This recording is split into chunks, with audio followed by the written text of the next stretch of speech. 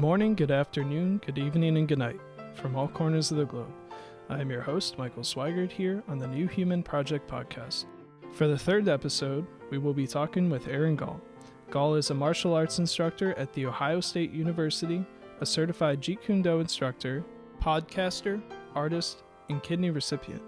Today we will be discussing his journey into the martial arts world, understanding his philosophy, and how Aaron Gall was still able to teach classes while also receiving treatment for kidney failure. Stay tuned for wonderful insight on the arts of life here on the New Human Project podcast.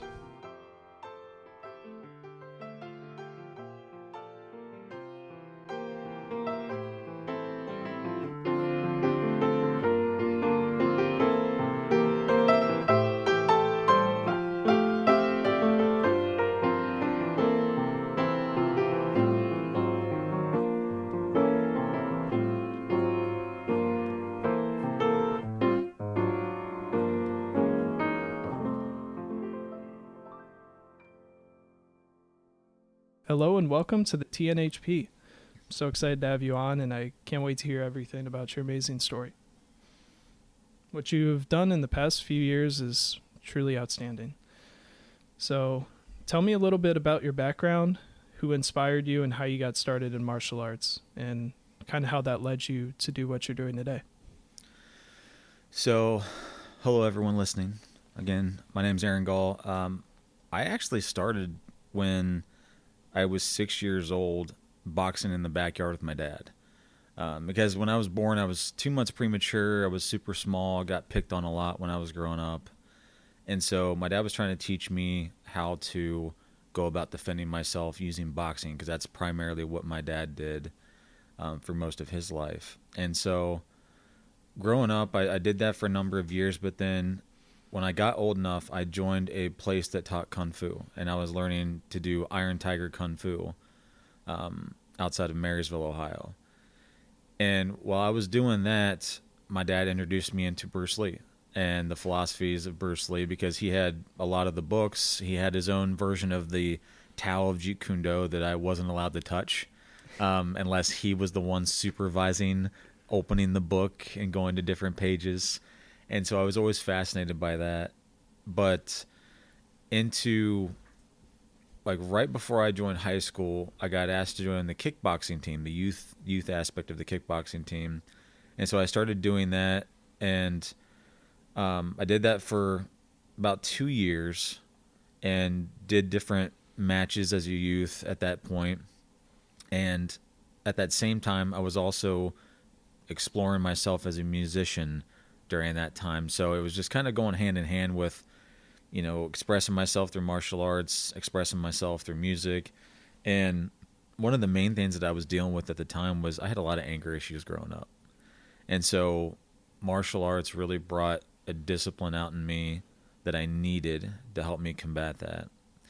And so when I graduated high school, I actually came to Ohio State for jazz performance on trombone as a music major. Well, 2 years in, I received word that my dad had gotten sick again, and that I had to end up figuring out how to help them with paying bills, because they weren't going to be able to make ends meet. And so at that same time, the university rose tuition like 3% that year, and I was already struggling to pay. And so I ended up making the hard decision to leave university, and I ended up getting a full-time job as a carpenter and worked nights at McDonald's. So that I could help my parents pay bills, also be living out on my own. And at that time, I started training back into martial arts. But around that time, I went back to my old Kung Fu dojo, and everything had kind of changed, and it wasn't really something that I wanted at the time. It was a little bit more of like competition-based, and that's not what I was really looking for anymore. And so I started to seek out a Jeet Kune Do teacher, because I just remembered all the times that I had spent with my dad growing up, watching Bruce Lee movies, reading Bruce Lee books. We would play sticky hands exercises in the living room, chi sao, and he'd always whoop my ass, and I was like, I wanted to learn something to kind of have that edge over my father. And so I started down that path, and I found an instructor in a place, it used to be called Columbus MMA. The name kind of used to have a bad rap for a couple of reasons, but it's no longer that space anymore, thankfully. But I was training with some amazing individuals at that time. I had a Jeet Kune Do teacher. His name was Anthony Jamie. And then I was also learning Jeet Kune Do concepts from Sifu Mike Gross, that used to be the owner there. And he's a wonderful crew in Muay Thai also. And I was doing that. I was 3 times a week I was doing private sessions in my teacher's backyard, and then I was 2 times in the gym. And I did that from, let's see, October of 2013. No, I'm sorry. October of 2012 into like February of 2013. I was doing the 3 private sessions a week because I wanted to get caught up to a space where I knew the goals that I wanted. I wanted to be able to defend myself better. I wanted to learn more about what Jeet Kune Do was and what it could be for me. But then at that same time, I was also introduced into Filipino martial arts, and I grew in a love of that. And for anybody that might be listening and that doesn't know what that is, it's a wonderful series of arts from the Philippines based off of unique weapon types and combat to help them defend themselves against, at the time, the Spaniards who had control back in the day. But from there, as I was training mainly in Jeet Kune Do and Kali, Filipino martial arts, I also was training in Muay Thai and Jiu-Jitsu and boxing and Judo. And then I'd go to seminars that were based on Salat, Savat. I was mixing in with everything I possibly could. I was buying all the books I could to read up more and gain more knowledge. And so I worked really hard and competed that first March at the Arnold Classic in Filipino stick fighting. And I did that until 2015. But in 2014, after I'd had a couple seminars with my teacher, Sigon Richard Bastillo, I grew to kind of have a relationship with him, talk with him a lot while I was at the seminars. And we hosted him in 2014. And at that time, I had put in so much hard work that I had ended up going to a place where I got through my first phases of Jeet Kune Do. There's 3 phases depending on where you go on getting through those phases to where then you go through instructorships. But I went through the first 2 phases and, everything was going good. I was really happy with where I was at. And then I got told, well, we're going to test you for your 3rd phase. And so when I got to my 3rd phase, the first portion of the test, wasn't too bad. It was like going over some basic trapping concepts, going over from different ranges of how you merge from long range striking to close range striking to trapping into grappling, stuff like that. And then the last part of the training, the test, was a gauntlet. And what it is for me anyway, it was a 25-minute sparring session, no breaks, no water. No. And you went through all ranges of combat. So like the first couple minutes of the matches were stick fighting. Yeah. And it was full armored stick fighting, metal caged helmet, gloves, everything. And you got hard rattan sticks, just beating the crap out of each other, kicking, everything else. And then it was a minute of minimal armor stick fighting against our top stick fighter at the time, which was just helmets and gloves. So you're leaving with welts. Yeah.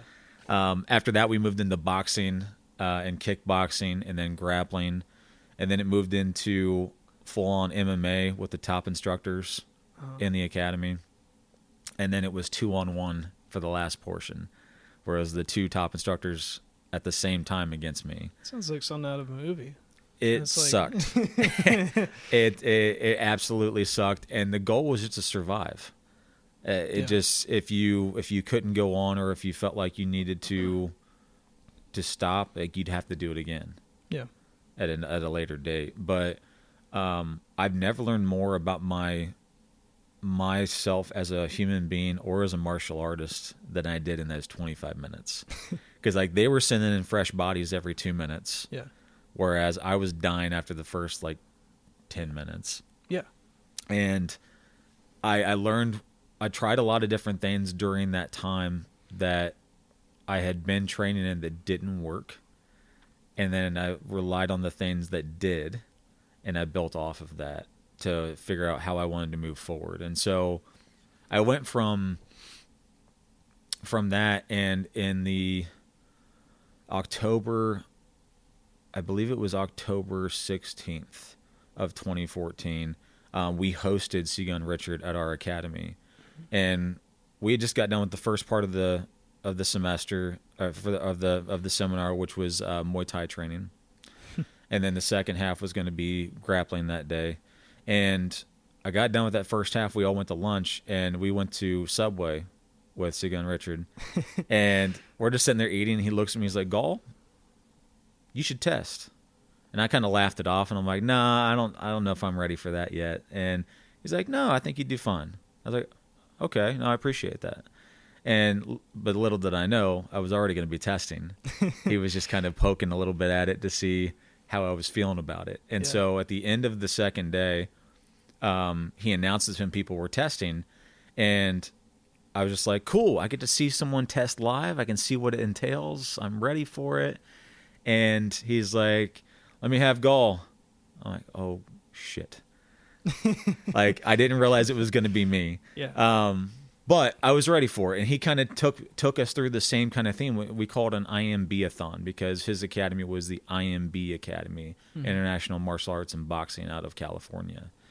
And he took us through some stick fighting, some boxing, some grappling, like same kind of deal as the gauntlet without it being so intense. Yeah. And then at the end of that day, I had my first instructorship, which is called an apprentice instructor. Mm-hmm. Oh, I'm sorry, assistant instructor. And... oh, no, it is apprentice. I apologize. It's been so long since it happened. I got to remember things. But after that, I started teaching at the academy that I was at a little bit more, filling in on nights that our head instructor wasn't able to be there.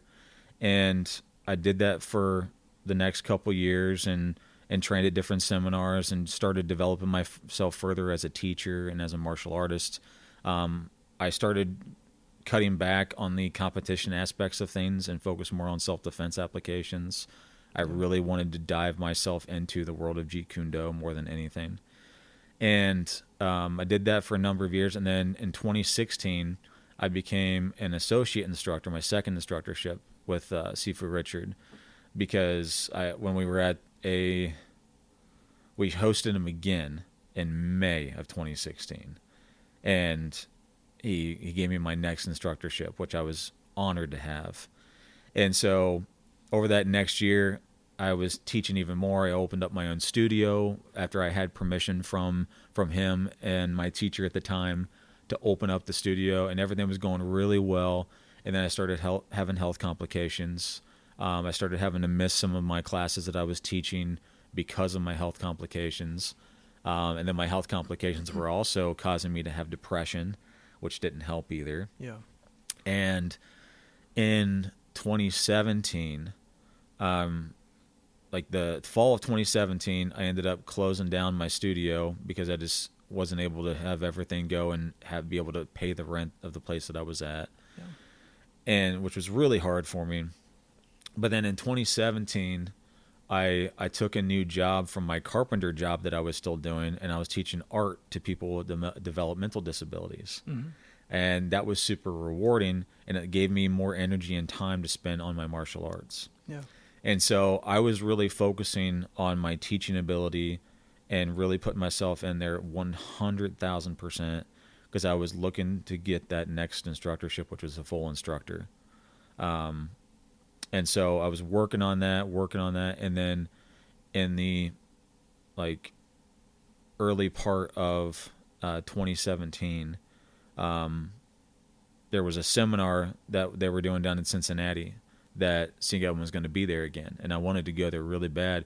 But that same weekend, my mom was needing to move from her house because the house wasn't working for her anymore. It was kind of falling apart, and we needed to get her out. Yeah. And that was the only weekend that worked for her. And so I ended up not going to that seminar, and I ended up emailing Sifu Richard that I couldn't make it, but that, you know, I would miss seeing him. Yeah.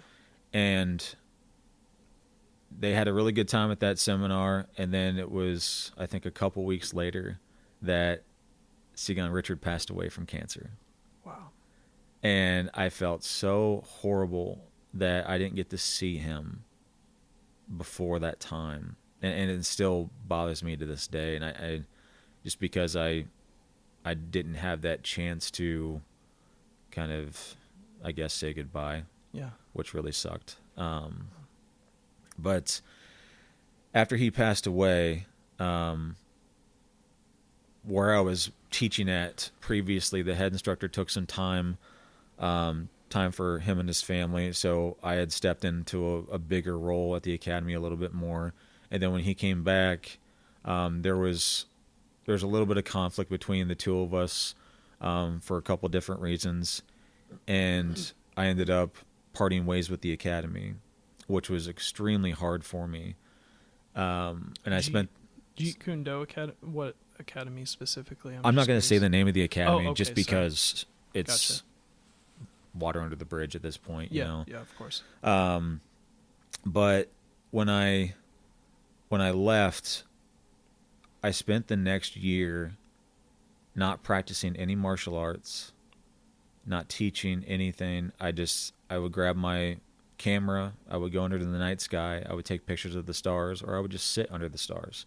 Complete silence, complete darkness, just to think about where I was at in my life, what I wanted. Because at the time, like, I was extremely happy in my martial arts path up to that point and with the people that I was surrounded by.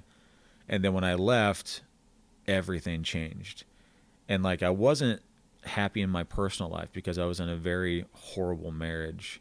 And I didn't quite see the full picture of that at the time. But looking back, it just wasn't a good place for either side, not even just me.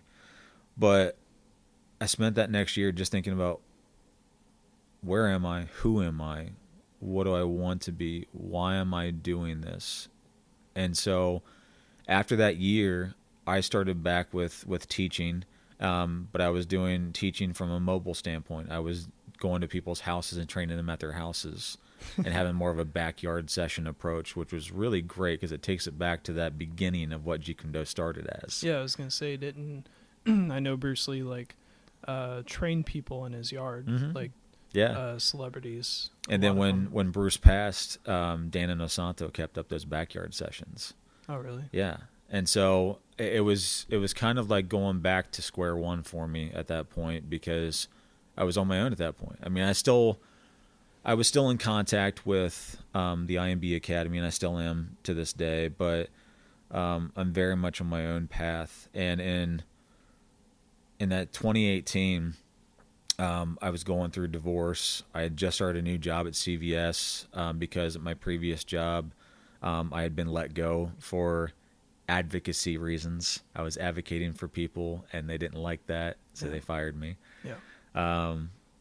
And so when I was making that transition to CVS, I was miserable in my job. But then I met my now wife.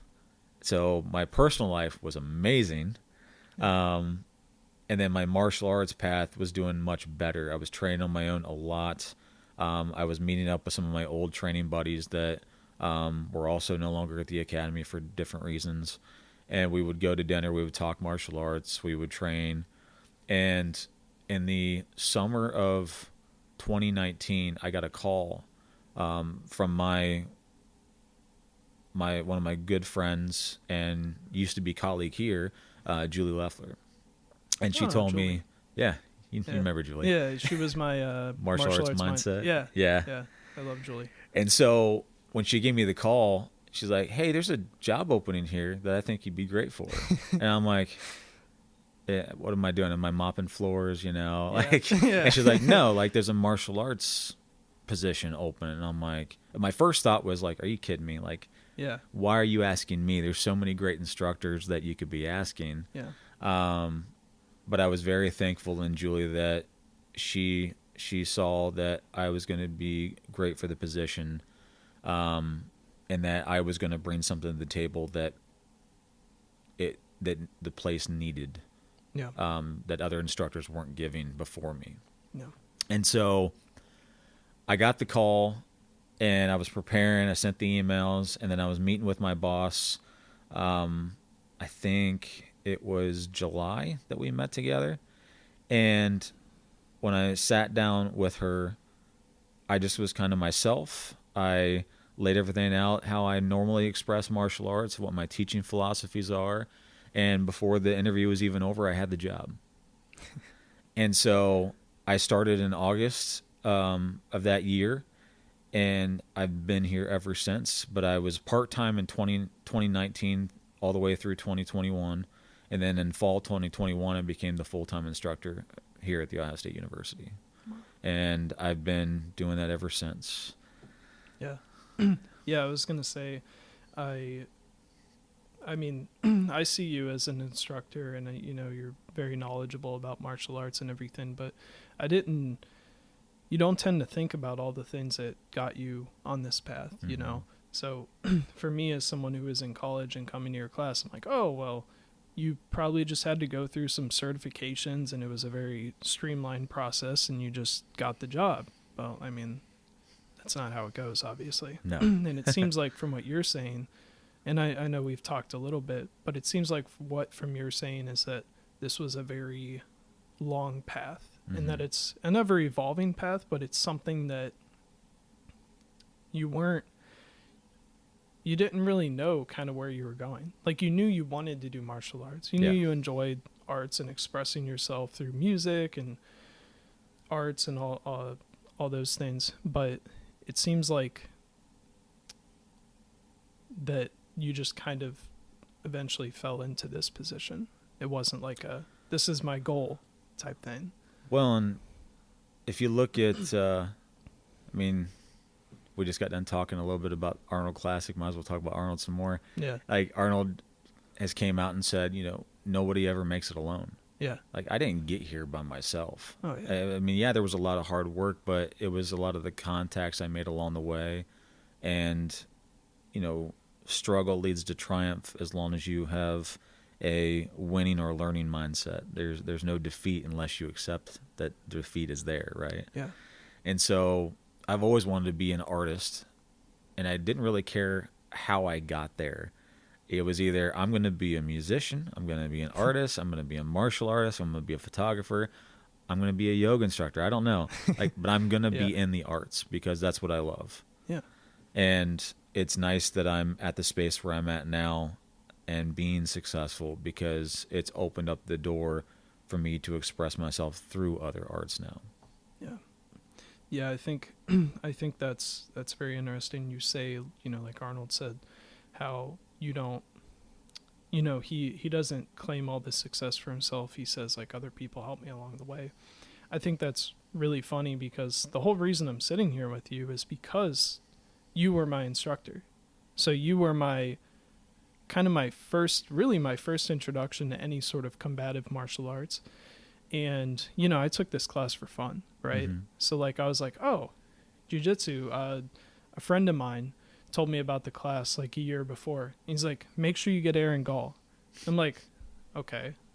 All right, sure. And I was like, okay, yeah, Aaron Gall, I think, was the only one. I think you were the only one who taught it at the time, I think. Anyways. Yeah. So I was like, oh, sweet, I'll sign up for this class. Sign up for it my senior year, and I'm like, oh, this is pretty fun. And next thing I know, I'm like, where do I go after this? Like, 'cause, like, I was graduating. So I'm like, where do I go? How do I keep training? Because I can't just, expect to just stick around here. And I think that's kind of what's funny is that, like, your life, kind of what you enjoy, as long as you listen to yourself, you kind of find your way along. And I think that was really interesting because at one moment I'm sitting there thinking, this is a fun class I'm going to take. And now here I am months, almost over a year. It's been about a year, yeah, because would have been January in the semester. So been about a year. And I'm like, all I can think about now is Muay Thai because that's all I think about. And that's like, I'm like, I'm glad you're enjoying it. yeah, I love it. And it's like, every Monday, Wednesday is Muay Thai, and I'm like, all right, so I got to make sure I get good sleep. I got to make sure I have everything in order. Mm-hmm. I got to make sure I lift these days so that way in Muay Thai I still have energy. And then it's like, that's like, I know I had wanted to do martial arts, but I never really had a chance to get into it until this, because the class, I mean, it was part of school. So it's, it's not, it's not that hard to come on campus and go to class. I mean, some days it is, but speaking of that, you should be going to class, but one, I know it wasn't so easy for me throughout most of my life, because where I lived, it was either you were doing karate or you were doing really nothing. Because that was all that was around. And so when I started in Marysville, I was living in North Lewisburg, so it was about a 20-30 minute drive depending on traffic. And then in my adulthood, when I went back into martial arts and I found my Jeet Kune Do instructor and all that, I was driving from sometimes it was Urbana or it was Marysville, but all the way to Grove City. So I'm driving an hour there, hour back, 5 days a week in order to train. And then when it became Hilliard, it was a little bit less, but it wasn't, it was still a long drive. It took a lot of dedication that some people I don't think would have, but it's a lot of hard work, and you have to have that discipline in order to be successful with it, because if you don't go in with the mindset of loving what you do, you're not going to be successful, because martial artists don't make tons of money. Like, unless you've got a huge successful gym that is teaching multiple arts and everything else, you're not making a ton of money unless you're on a seminar circuit. But even then, you have to be pretty well known. Otherwise, you're not making enough money on the seminar circuit. So it's my position here at OSU was a very luck of the draw niche position that a lot of other universities probably or really don't have. And so I'm very lucky to be here in my role at The Ohio State University. And I'm thankful to Julie for giving me this opportunity. I'm thankful to my boss, Jay, for giving me the opportunity, because I've been able to thrive here. I meet great students here like you. And it's a feeding. Like, it's not just me trying to be a good instructor for all of you guys. You guys teach me just as much throughout a semester, because you come up with different challenges that we have to work around. And if I'm not keeping myself to the standard of that I'm still a student, that's where I think other instructors' ego kind of comes into the mix, where sometimes they'll be like, well, let me give you an example. I've had it before where I've had different instructors, I'll ask them a question and they'll say, oh, it's situational. And it's like, okay, give me a situation of where, but it usually stops at that. It's situational. And it's instead of saying, I don't know, let's go through the process and figure it out. It's just, here's a one-liner to stop you from asking questions.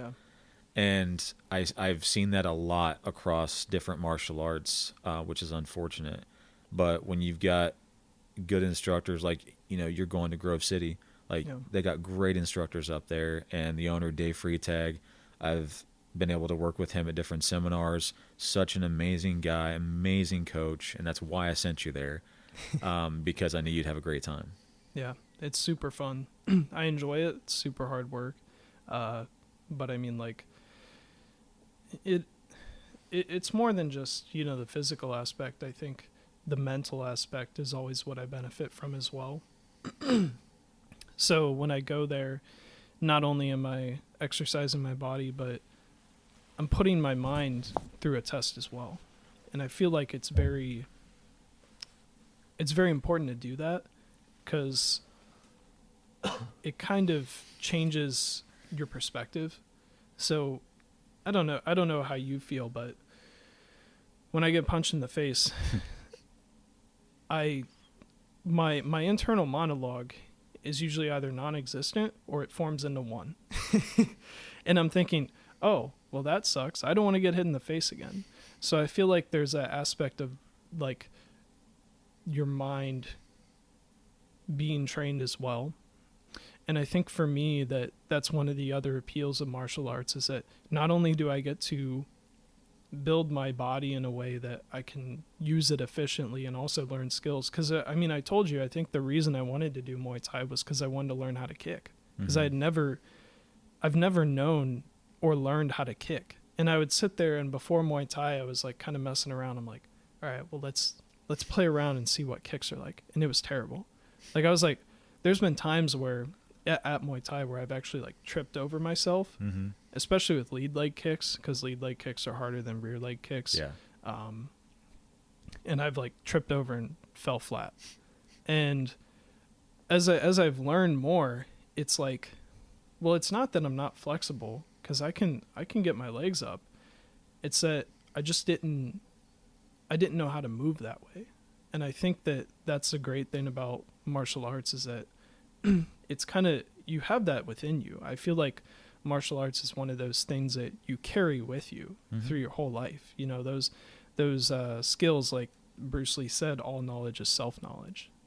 And I feel like that's a really cool thing when you think about it, because no one can take that away from you. No. You know, you always have that internalized in yourself, wherever you go, wherever gym you go, wherever you go in life, however long you do martial arts, whatever martial arts you do, that's always kind of with you. And I feel like that's kind of the coolest thing about training is that it's so much more than, you know, just going in and sweating and getting beat up. At least for me. And I think that's one of the most significant things that I learned, especially like working or learning in your classes, was that it's very important to have both sides of that, the philosophical aspect as well as like the training aspect. And I don't think they're separate. I think that a lot of times philosophy or ways of life, whatever you want to categorize it as, gets a bad rep because it's abstract or it's not based in reality. But I think that a lot of philosophy does stem from reality and can be traced into scientific background as well. Yeah. And the interesting thing about that is I had known about the Stoics and Western philosophy, but I had never really known much about Eastern philosophy and kind of martial arts philosophy. And that was one thing that your class and the way the program is here at Ohio State was set up is you have both the class and then the martial arts mindset class. And to be honest, when I first started, I was like, I got to take another class. Like, I just want to go in and learn jiu-jitsu, right? Yeah. And it's like, I'll admit, at first I was kind of like, man, now I have to go to another class. Luckily it was online. But honestly, it would have been, now that I think about it, I probably would have also liked it in person. But I did the online because I was like, I don't want to go to another class on Friday. Right. But what's funny is out of like all the recreational classes that I took, I think I might have learned the most like knowledge, not just like martial arts, but I might have learned the most in that class, either about myself or just like ways to think. Yeah. And it was really cool because it kind of started me on this path of wanting to learn more about Eastern philosophy. So I've read a couple of books, the John Little book on Warrior Within. I read that.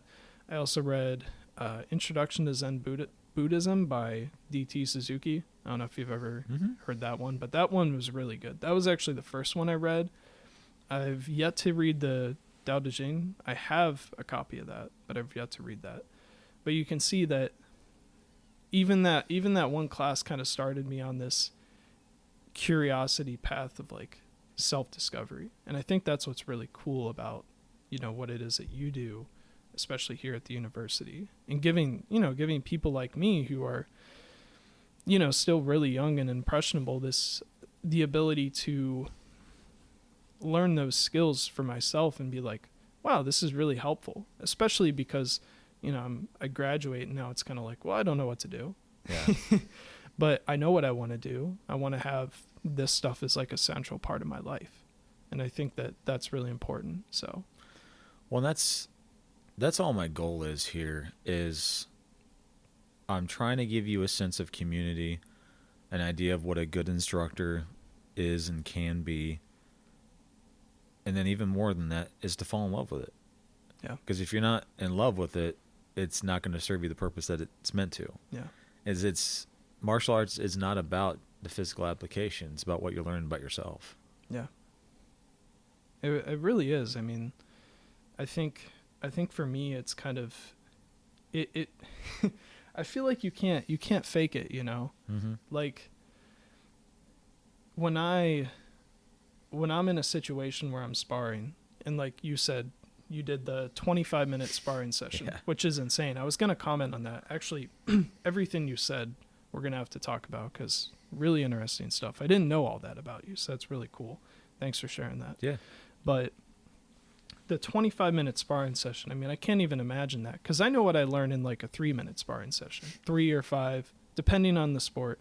But, we'll do like 3-minute rounds, and then you get like 10 seconds in between, or 20 or 30 seconds, a quick break.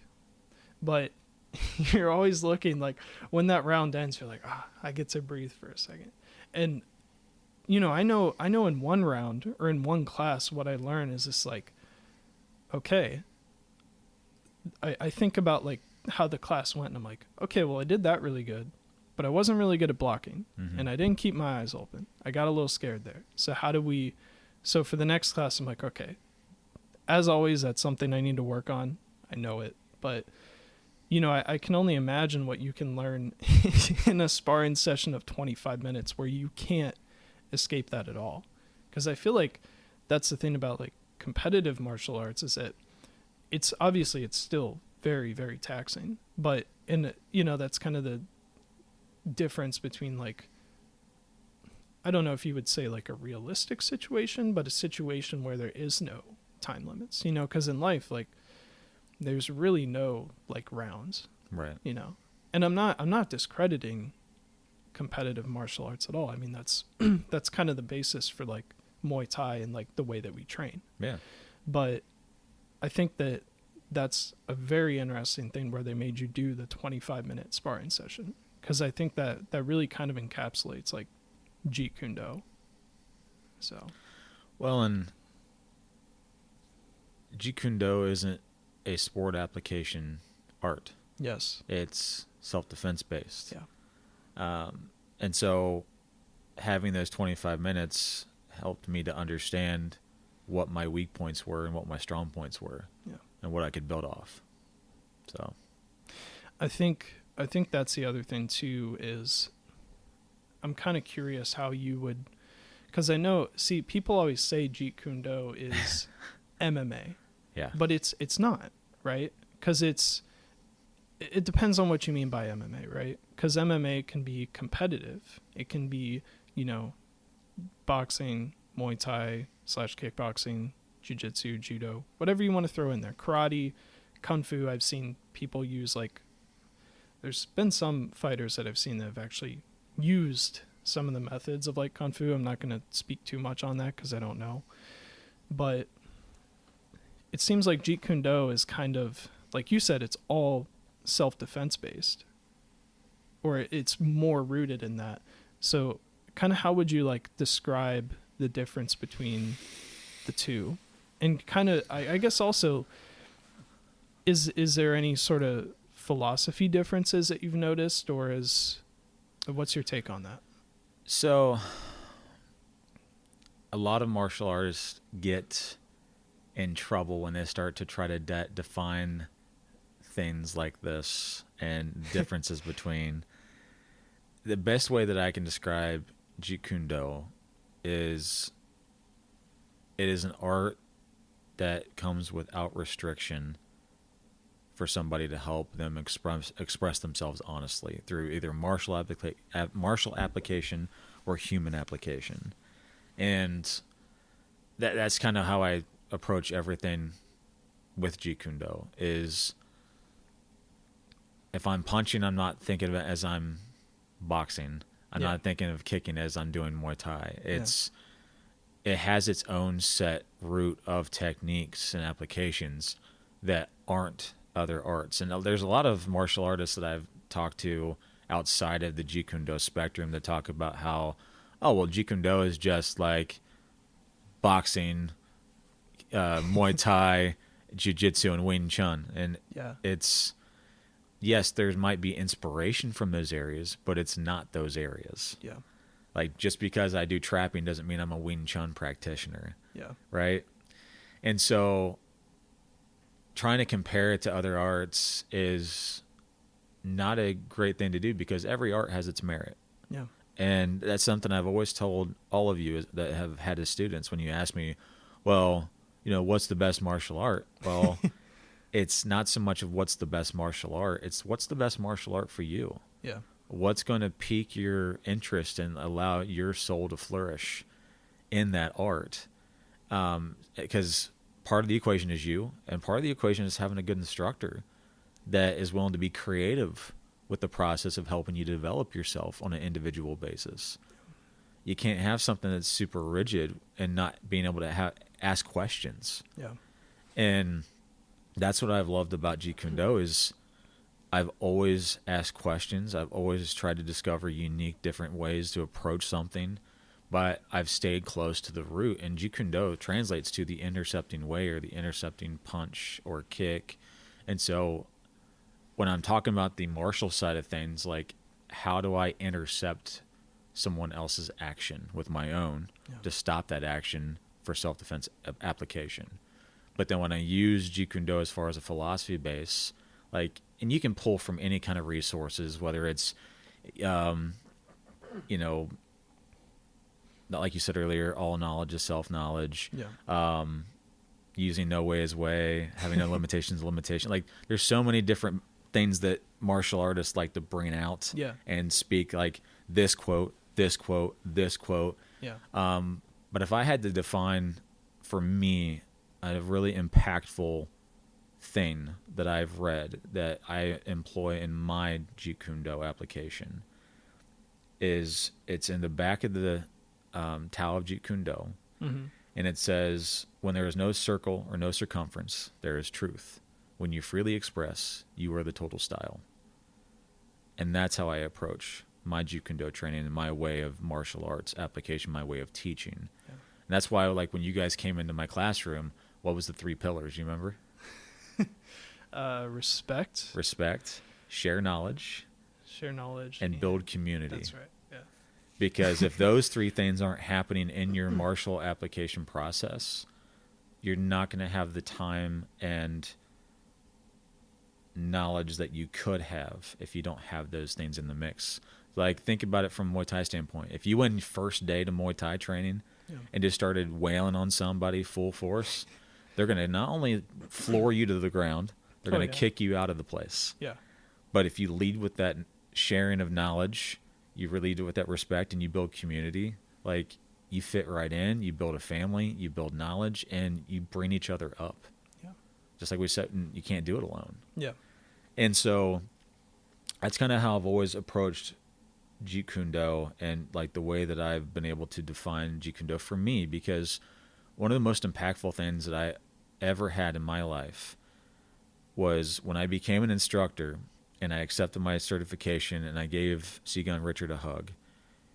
He looked at me and he said, "It's your JKD, your way. How do you express it?" Yeah. And that's always stuck with me. Mm-hmm. Sorry, I'm getting a little emotional it's talking okay. about it. I appreciate But it. it's been a wonderful journey in my Jeet Kune Do path since then, because I'm figuring out more of who I am because of it.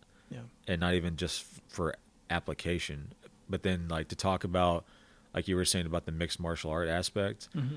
I think a lot of people get stuck in this idea of mixed martial arts that mixed martial arts is UFC. Yes. And like, that was the in a impression I had. sense, it can be like UFC. It does have mixed martial artists in it. Yes.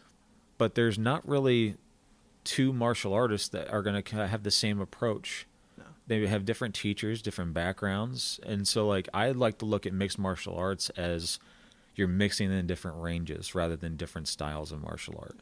Because no matter where you go in the martial arts spectrum, whether it's Muay Thai, Taekwondo, boxing, mechanics of the body tend to usually connect together. And so, and I think I did this in your class too, where I showed you a Sotogari from judo, but then I showed you the same type of throw from Glima, Viking martial arts, and then I showed you the same application from Swai Jiao, Chinese grappling, and then I showed you one from Dumog, Filipino, like I remember that. And everything flowed, and it was the same pattern of movement, it was the same application of throw, but it was from like different martial arts from different generations of arts. Yeah.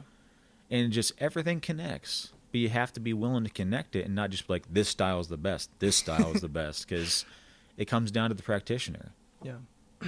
Yeah, I think you touched on two really big points that I took away when I guess I'm still learning from you, but when I was in college, the one being that kind of idea that there's no like perfect style. When I was first getting into martial arts, and I guess you could say I'm still really new because it's only been like a year, but when I first started, I was thinking, I'm like, okay, I know I want to do this after college, but like which martial art do I do, right? Because I love jiu-jitsu, and I still try and keep up with my jiu-jitsu skills. I think it's really fun, even just to practice and keep up with that. But I was thinking, I'm like, wow, what if I did Kung Fu? I was like, Kung Fu seems really cool, right? You got like, you see all these movies. I mean, you've probably seen the Ip Man movies, and then you've seen like, Kung Fu Panda 4 just came out. Like that was a great, I love I know it's like an animated I haven't movie. seen it yet, but all the Kung Fu Pandas have been great. I love them. But, it's something that you remember even from your childhood. And it's like, wow, I wonder if I can learn that. And then like, I come to you and I'm like, because I started watching YouTube videos, and then like on YouTube, there's it's a very common thing now where people do these ranking systems. So it's like S rank, superior, A, B, C, D, and it's just like best to worst. I watched this one video and they just like put Wing Chun Kung Fu at almost the very bottom. Yeah. Like just above Aikido, and I'm like, which is bullshit. Yeah, and I was like, man, I shouldn't do Kung Fu now. And then I came to you and I was like, I saw like people they're trashing Kung Fu, and we'll talk more about this later when we talk about like competition and stuff. Right. And I was like, first of all, I'm surprised that you even started in Kung Fu, because I don't really know of any gyms with a good reputation around here. I'm sure there are, but personally, I just don't know any like Kung Fu gyms or anything, or training centers or whatever you would call it. And I was almost like sad. I'm like, man, I wanted to do, and I'm sure I would like to train Kung Fu someday. I'd like to, get those aspects of it. But then you were kind of like, hold on a second.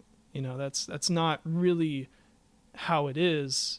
There's not one superior like art. This is another way of like expressing yourself. And obviously we're talking in terms of like combative martial arts. There's also things like Tai Chi and Aikido, which may have some practical applications as well. But absolutely, they're not as much focused on like the combat side, I would assume. But with the Kung Fu and everything, I kind of found out that I kind of just fell into understanding the purpose of using applications of other arts, right? So I found that, I started finding that, there are some people that use aspects of Kung Fu in their training, but they may be mixed martial artists. I've seen people who use it, like I mentioned earlier, that have competed, and they use that kind of trapping technique. And I think that's really cool, because it gives you an idea of the practical application of everything. There's not just one specific way. And I think for me, that was kind of how I had to learn, was going down that rabbit hole of, oh man, there maybe there is one specific martial art. Well, no, there really isn't. And I think even with Muay Thai now, because I started in judo and jiu-jitsu, I keep saying jiu-jitsu, but it was really a judo and jiu-jitsu class. Yeah, so the class itself is rooted in traditional judo concepts, and the jiu-jitsu aspect that we do is based off of traditional judo concepts. Yeah. Even though it pulls from jiu-jitsu style bases, it's very much still, we apply the things in a traditional judo way. Yeah, and when I went and trained at Grove City, the honestly, it wasn't, the jiu-jitsu wasn't really that much different. Like there wasn't, I fell right into it when I was really focusing on that. And the funny thing is, where you talk about the practical application of other arts, is even when we're doing clinching in Muay Thai, I found that, you know, a sotogari, like with the sweeps, if someone's kneeing you and you catch that knee and then you sweep, like there are different styles of sweeping in Muay Thai, but it's still kind of the same mechanic. It's still pretty much the same mechanic. Like they were showing it to us one day, and I'm like, oh, well, that's just Ochigari, except you're holding their head and not their gi. Yeah, you know, like sure, it's a little different, but mechanically speaking, it's quite similar. Yeah, and I think that's kind of what I was trying to explain with that. But you also touched on another point that I found really important as well, is we're always talking about, you know, Lao Tzu said this and Confucius said this and Bruce Lee, you know, he said it hits all by itself, the way of the intercepting fist. And one of the first quotes I think we were introduced to in the martial arts mindset class was the "be like water" quote, right? And I feel like maybe somewhere along the line I've heard that phrase. It's from the Lost interview with Pierre Burton. Yeah. Pierre Barton. Yeah. I think. Which is super cool. I love that interview. I finally watched it all the way through. It's not super long, but it's wonderful. I've only watched it a million times. Yeah. But I think I might have already watched it twice, and I've already taken away so much from it. But that "be like water" quote, you know, I didn't think much of it, and then we started talking about it, and it's like, I guess maybe the reason it's had such a profound impact on my life is because maybe it was one of the first, I don't know, famous quotes that I was introduced to in the martial arts world, I guess. Yeah. And it's, every time I come back to it, it's super, I feel like I'm learning something every time, or like I'm rediscovering something even from that quote. And I actually have it on my team's profile. You can put like a note, a daily note, and I've had that as my daily note at work like forever. It says, "Be like water, my friend, Bruce Lee." Like I've had that forever, because I feel like that's kind of like how I want to, you know, live my life and how I want to express myself. And I feel like it's, sometimes I'll say it, but I always try to, if I'm ever going to say it, I always try to say it with like an emphasis, right? Because I know that like, I'm not trying to say it just to say it. I'm trying to say it because of the meaning behind it, right? Be like water. Sort of go with the flow. Don't stay in one place. Continuously moving. Always learning and growing and expanding. You know, water is fluid. And the river's not always going to be smooth. Sometimes you have to learn to ride the rapids. Yeah. And I think for me, that quote has just stuck with me for so long. Yeah. And it's kind of, I always come back to it and I'm like, wow, I wish I could be a little more like water. I think that's a reason why I like it so much, is because it's not just I'm reading this quote and thinking, oh, cool, be like water. Now I have something to say to people and impress them, right? Yeah. Now I'm reading it and I'm thinking about it, because I'm like, how can I actually be better at this, because I know I'm not perfect. I know I'm not always like water, but that's why I like revisiting it, because it reminds me of kind of that purpose. Mm-hmm. And that's why when you were talking about like the quotes that you remember and all the things that you say, that's why I like that one, because it's very, very important. It kind of, at least to me, it encapsulates kind of the... Well, and that's it right there. You just said it. It's important to you. Yeah. And I think that's important, is if you have the approach of understanding that putting a focus on yourself to grow yourself is not selfish, right? Yeah. You can't fill from empty cups, right? So it's, you have to grow yourself, and that takes focus on yourself, and taking away focus from outside sources. And it's not a selfish thing, because you're doing it to be better for what you present out into the world. And so I love that quote. I always have. But have you ever thought about the my friend part? Yes. Yeah, that was a huge thing that we talked about in the martial arts mindset class, was my friend. What does that really mean? Because the be like water is like its own thing, and then the my friend is a whole other thing. And I feel like, especially during the 60s, I think it was late 60s, early 70s, when that interview actually happened, that's like the generation of love. Yeah, just like super I don't want to say progressive, because I feel like, that puts like a political perspective on it, and that's not what I'm trying to say, but it's very like, it's a compassion time. Yeah. And and especially at a time where a lot of people may not have been feeling that, or like Bruce Lee himself being an Asian man in a white man's world, and living between the two, living between Asia and America, and not really, he didn't really try to fit in. He was just himself, which I think was so cool. That part really stands out to me too, because you're saying, here's this guy who, I think he was a Canadian interview. I can't remember where he was from. So. But I think he's Canadian, French Canadian or something like that. Yeah, here's this guy who comes on this interview, and he's just like, he's calling you my friend. And I've actually kind of picked up on it a little bit, and I've been trying to be like friendlier to people. Sometimes I'll say my friend, or I'll say like my brother. I'll just like use terms that are a little more, you're showing love. Yeah. And it's like, that really inspired me to kind of think about like the way that I talk to people, and the way that I address people, to make them feel welcome. And I feel like that quote is very welcome because of that, my friend. Yeah. Because you're not saying you're 20 years younger than me, you're 30 years older than me, you're different than me, and I'm telling you this quote as telling you, I'm trying to make you an active part of this. I mean, I'm presenting this to you to give it to you, I feel like. Well, and it's great that you're already starting to discover the my friend part of that quote, because a lot of people don't ever pay attention to that. They're just like, be water, be like water, be water. And it's like, okay, you can force feed the quote down my throat however you like, but I don't feel like you're understanding it. Yeah. Like, I don't regurgitate a bunch of quotes.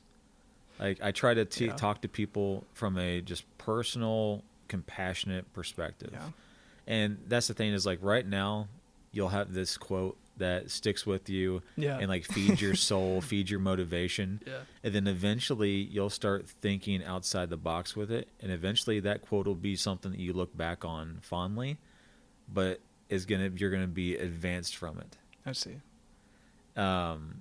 Which is a really cool thing to look back on and like understand, because like I used to be all about like this quote, that quote. It was motivating. It was like I'd tape it onto my wall, and it would be my motivation in the mornings to get up and run or train.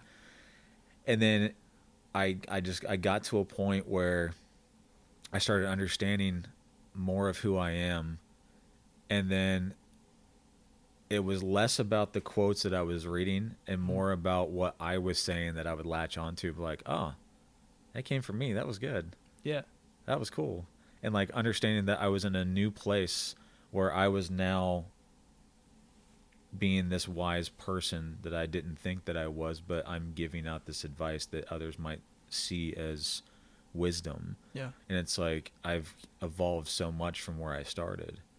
But you keep a humbleness to it so that your head doesn't get so big that you can't walk through the door, right? Yeah. It's because I know one of the things that I like to tell students now that I had never heard was that, understand that the ego is your enemy, but that cowering is not your friend. Yeah. You have to have a little bit of a balance and have humanity and humbleness into what you're doing in life, because that's how you connect with people. Yeah. I feel like, yeah. So a lot of times I remember you would say, leave the ego at the door. And that I feel like sometimes, even for me, it's hard to do that, because I feel like it's very easy to talk about it in like a third person perspective. Like I tell you, hey, don't have any ego. And I'm like, okay, I feel great because I left my ego. But did I really? Because I'm telling, you know what I mean? And I feel like not to get like super crazy about it, but even with the pressures of modern day, I feel like you constantly get asked, what are you doing? How's your job? Are you, how successful are you really? Mm-hmm. But like, no, that's the thing. I get annoyed sometimes because nobody asks me, like, because Muay Thai is like a huge part of my life now, right? Yeah. My training is a huge part of my life. I love it. I have way too many hobbies now, but I have a decent job, but it's like, how's your job? Are you enjoy it? Blah, blah, blah. And it's like, man, I want to tell you about Muay Thai. I want to show you the kicks that I learned. I want to show you I want to show you my teep. I'm getting better at my teep. And I think it's like things like that it's hard for me even to be like, I need to leave my ego at the door, because I don't want to say we make things up, but we definitely try to make things seem better than they are. So if you ask me about my job, I might tense up and be like, oh, well, yeah, my job is great and blah, blah, blah. When in reality, maybe there's some days that I show up to work and I'm like, I don't want to be here, man. Mm-hmm. And I'm sure a lot of people can feel that. And, you have to find this balance of like, I always try to say things directly how they are from myself, because I feel like it's very easy. I'm not a good liar. So I feel like if I lie or if I put on like this kind of facade, I feel like it's very easy to tell, because I don't do it very often. But when I do, I'm like, I try to like, I'm like, how do I try to be myself a little more? Even in a case where I feel like I have to be a little more tense, I'm like, how do I still express myself honestly? Yeah. Well, and it's funny, kind of going back to one of the first things you said of, you're talking to people and you want to show them like the new teeth that you learned or talk about Muay Thai. Yeah. That's not the ego speaking. You're excited. Yeah. It's what you're excited about. Oh, yeah. And there's nothing wrong speaking about that. It's just depending on the person you're talking with, they're not going to have any interest in what you're doing. Right. I know I go to events with my wife in DC because of her job, and it's a lot of like political sphere kind of thing. Yeah. And so I'll go in there and I'll just kind of be walking around, cool, collected. I'm just my wife's arm candy essentially. Yeah. And I'll have people ask me, "Oh, what do you do?" And then I'll tell them, they'll take a step back and be like, "I'm not messing with you." And I was like, "I'm a teddy bear. Like, you don't have to step back. It's fine." And there's nothing wrong with talking about your passions. Yeah. It's, if somebody's asking you about how you are, like if they ask about your job, like, "Oh, well, I really don't like my job here lately, but let me tell you about what I really enjoy." Yeah. Like, there's nothing wrong with transitioning to that aspect and talking about it, because you're expressing yourself. And somebody that is honestly wanting to hear about your day or wanting to hear about how you're doing is going to be willing to listen to that. Yeah. Yeah. I feel like that's kind of the truth of how it is. I feel like I talk to my friends about Muay Thai all the time. It's just like, it just comes out sometimes. It's like, it's like, all right, we know enough. Yeah. But Well, and it's hard sometimes when you're just beginning your journey in something and you're so excited about it, you want to talk about it all the time. oh yeah, And then you've got family and friends. It's like, okay, Aaron, shut up about it. yeah, Let's talk about something else. yeah, But then later on, you'll find that as you get further in that journey and you are talking less about it with your friends, they will start to ask you about it. yeah. Because if they haven't heard about it for a while, they're going to be like, well, what are you doing? Are you still in doing Muay it? Thai now? You know? Yeah. And so that you get to experience it more. So it's just kind of like laying the seed foundation and waiting for it to grow Yeah, to where you can have a talking point with a lot of branches you can go into. yeah, So, there's nothing wrong with that. And yeah. that's the whole reason why I told everybody to check the ego at the door. And I never said it too much. It was just when we were doing something that was going to be like a heavy day of rolling or a heavy day of takedowns, like if you find yourself in a place where you maybe threw your partner a little hard, Yeah. make sure you apologize. Like, pick them up. Tell them, I'm sorry, that was a little too hard. Let's work that again. Yeah. And share that knowledge. Be respectful. Yeah. Build that community aspect. Those 3 pillars are essential for killing the ego, at least the bad parts of the ego. Yeah. Yeah. I think there's definitely a difference between ego and confidence. Yeah. And I think kind of developing confidence is very important as well. Yeah. It's just as important, if not more important than being able to check your ego. So we will be right back. And now a quick word from our sponsor. As a martial artist, our philosophy and way of life goes beyond the walls of where we train. As an artist of life, self-expression is the name of the game.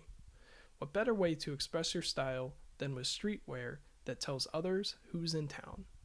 Master artist and calligrapher Yasuko, owner of Dragon Ika Calligraphy Art, has everything you need. Whether it's hand-painted calligraphy shirts, custom-made Japanese calligraphy necklaces, artistic drinkware, or seasonal specials, Dragon Ika has everything you need to express your appreciation for life and art. Support local business and check out Dragon Ika Calligraphy Art on Instagram at dragon_Ika, that's Ika, IKKA, or visit their website at www.dragonika.com. Use code NEWHUMAN10 to get 10% off all merchandise. And now back to the show. So I guess I'm curious in the context of speaking about friends and family and sharing your passions with them.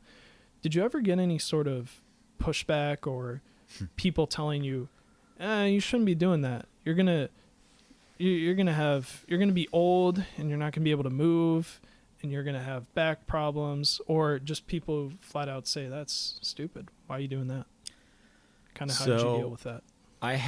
So there for a while, like when I started back into martial arts, into my 20s, I had outside influences from either people I would talk to that I had just met, or there was even family members and people at the time that I was associated with because of the relationship that I was in at the time, that like you always get encouragement in the beginning, and when they see that you're striving for something in the martial arts realm, Yeah. they're like, oh, well, that's not going to make you money. Yeah. Like, that's not going to be, like, why are you doing that? Yeah. You need to do this. And, like, I think one of the biggest things that I got at one point was that when I left my carpenter job to become an artist teaching people with developmental disabilities, when I was there, I was training full-time, still teaching, everything else. And then when I got fired from that job, I got fired from that job because I was advocating for the individuals that I worked with. Because they came in, they got a hourly rate for being there and working on art, which I think at the time was like $7.30. So it was still a little bit under minimum wage. Yeah. And they were supposed to get 50% commission on the art pieces that got sold. And that we were selling them pretty well, but they weren't getting the commission. And so when I went to the head person in charge and said, hey, why is this happening? They're supposed to be getting their commission on their pieces. He ripped my contract up in my face and said my services are no longer required. Wow. And so that was difficult to take, but I left that space. I got a job as a freelance photographer for the Urbana Daily Citizen after that, and I was also working at the YMCA as a greeter. Like 2 jobs that weren't paying bills, but I was still training full time. Yeah. And at that time, I had people that were telling me, well, you need to man up and get a job. Yeah. And it's like, I had 2 jobs. I was also training martial arts. Like, I was looking for another job. Yeah. And there's a lot of toxic atmosphere that you can run into with whatever your goals and dreams are in life. But and it's going to be hard at times. Sometimes you're going to take it really hard and think, why am I doing this? And kind of second guess from time to time. But you're doing it to know yourself, to fill your soul with something that gives you life. Yeah. And you just kind of have to keep putting one foot in front of the other and adapting. Like I told you before with the bivouac water, sometimes the water's smooth. Sometimes you have to ride the rapids. Yeah. Sometimes you got a rock that you got to crash through, or you got to go around it. Yeah. And that's life in general. You just got to find your way around things and through things to still get what your goals are in life. And there's too many people that it's like that. I think everyone's seen that meme on social media where the 2 guys are digging through the cave, and one stops right before he gets to the crystal. Yeah. And it's like that happens way too much. Yeah. And I promised myself early on when I was a kid and I was pursuing music, and I had people telling me that I would never make it as a musician, that I was going to prove everybody wrong. And for a long time, that was my mindset of, I'm going to prove everybody wrong. I'm going to just be up there, standing up to them, giving them the middle finger, telling them, ha, ha, ha, I made it, you didn't. Yeah. But once you get to that point of proving somebody wrong, then you're standing there like, well, shit, who am I? Yeah. And so I think as long as you're taking the time to figure out who you are and keep your steps toward the direction, toward a goal, you'll get through it just fine. Yeah. But the moment that you are doing it for other people, you'll lose it. Yeah. I think for me, that's one of the big reasons I still do Muay Thai after,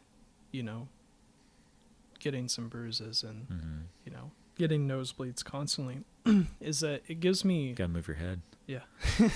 No, yeah, I need to take more boxing classes, which is funny because I'm training Muay Thai and it's like, wow, I need to do boxing as well. So I think Dave just said Fridays they're doing boxing and Muay Thai at 7. They are. Yeah, they are. It's they are. I need to go, but it's very fulfilling to have.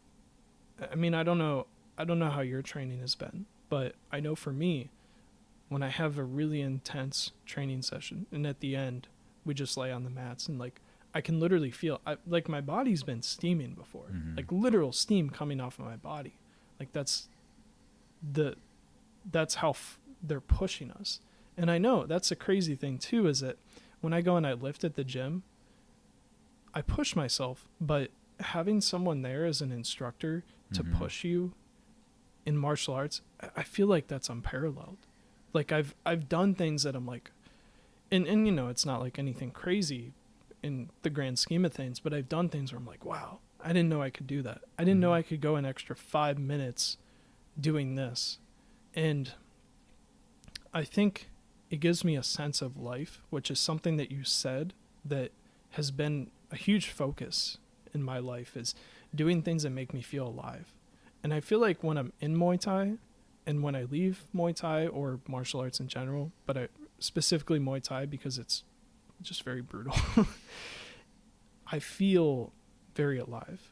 I feel like, and you kind of have to be, because if you're not present in the moment, you're going to get hit pretty hard. And I still do, because I still get stuck.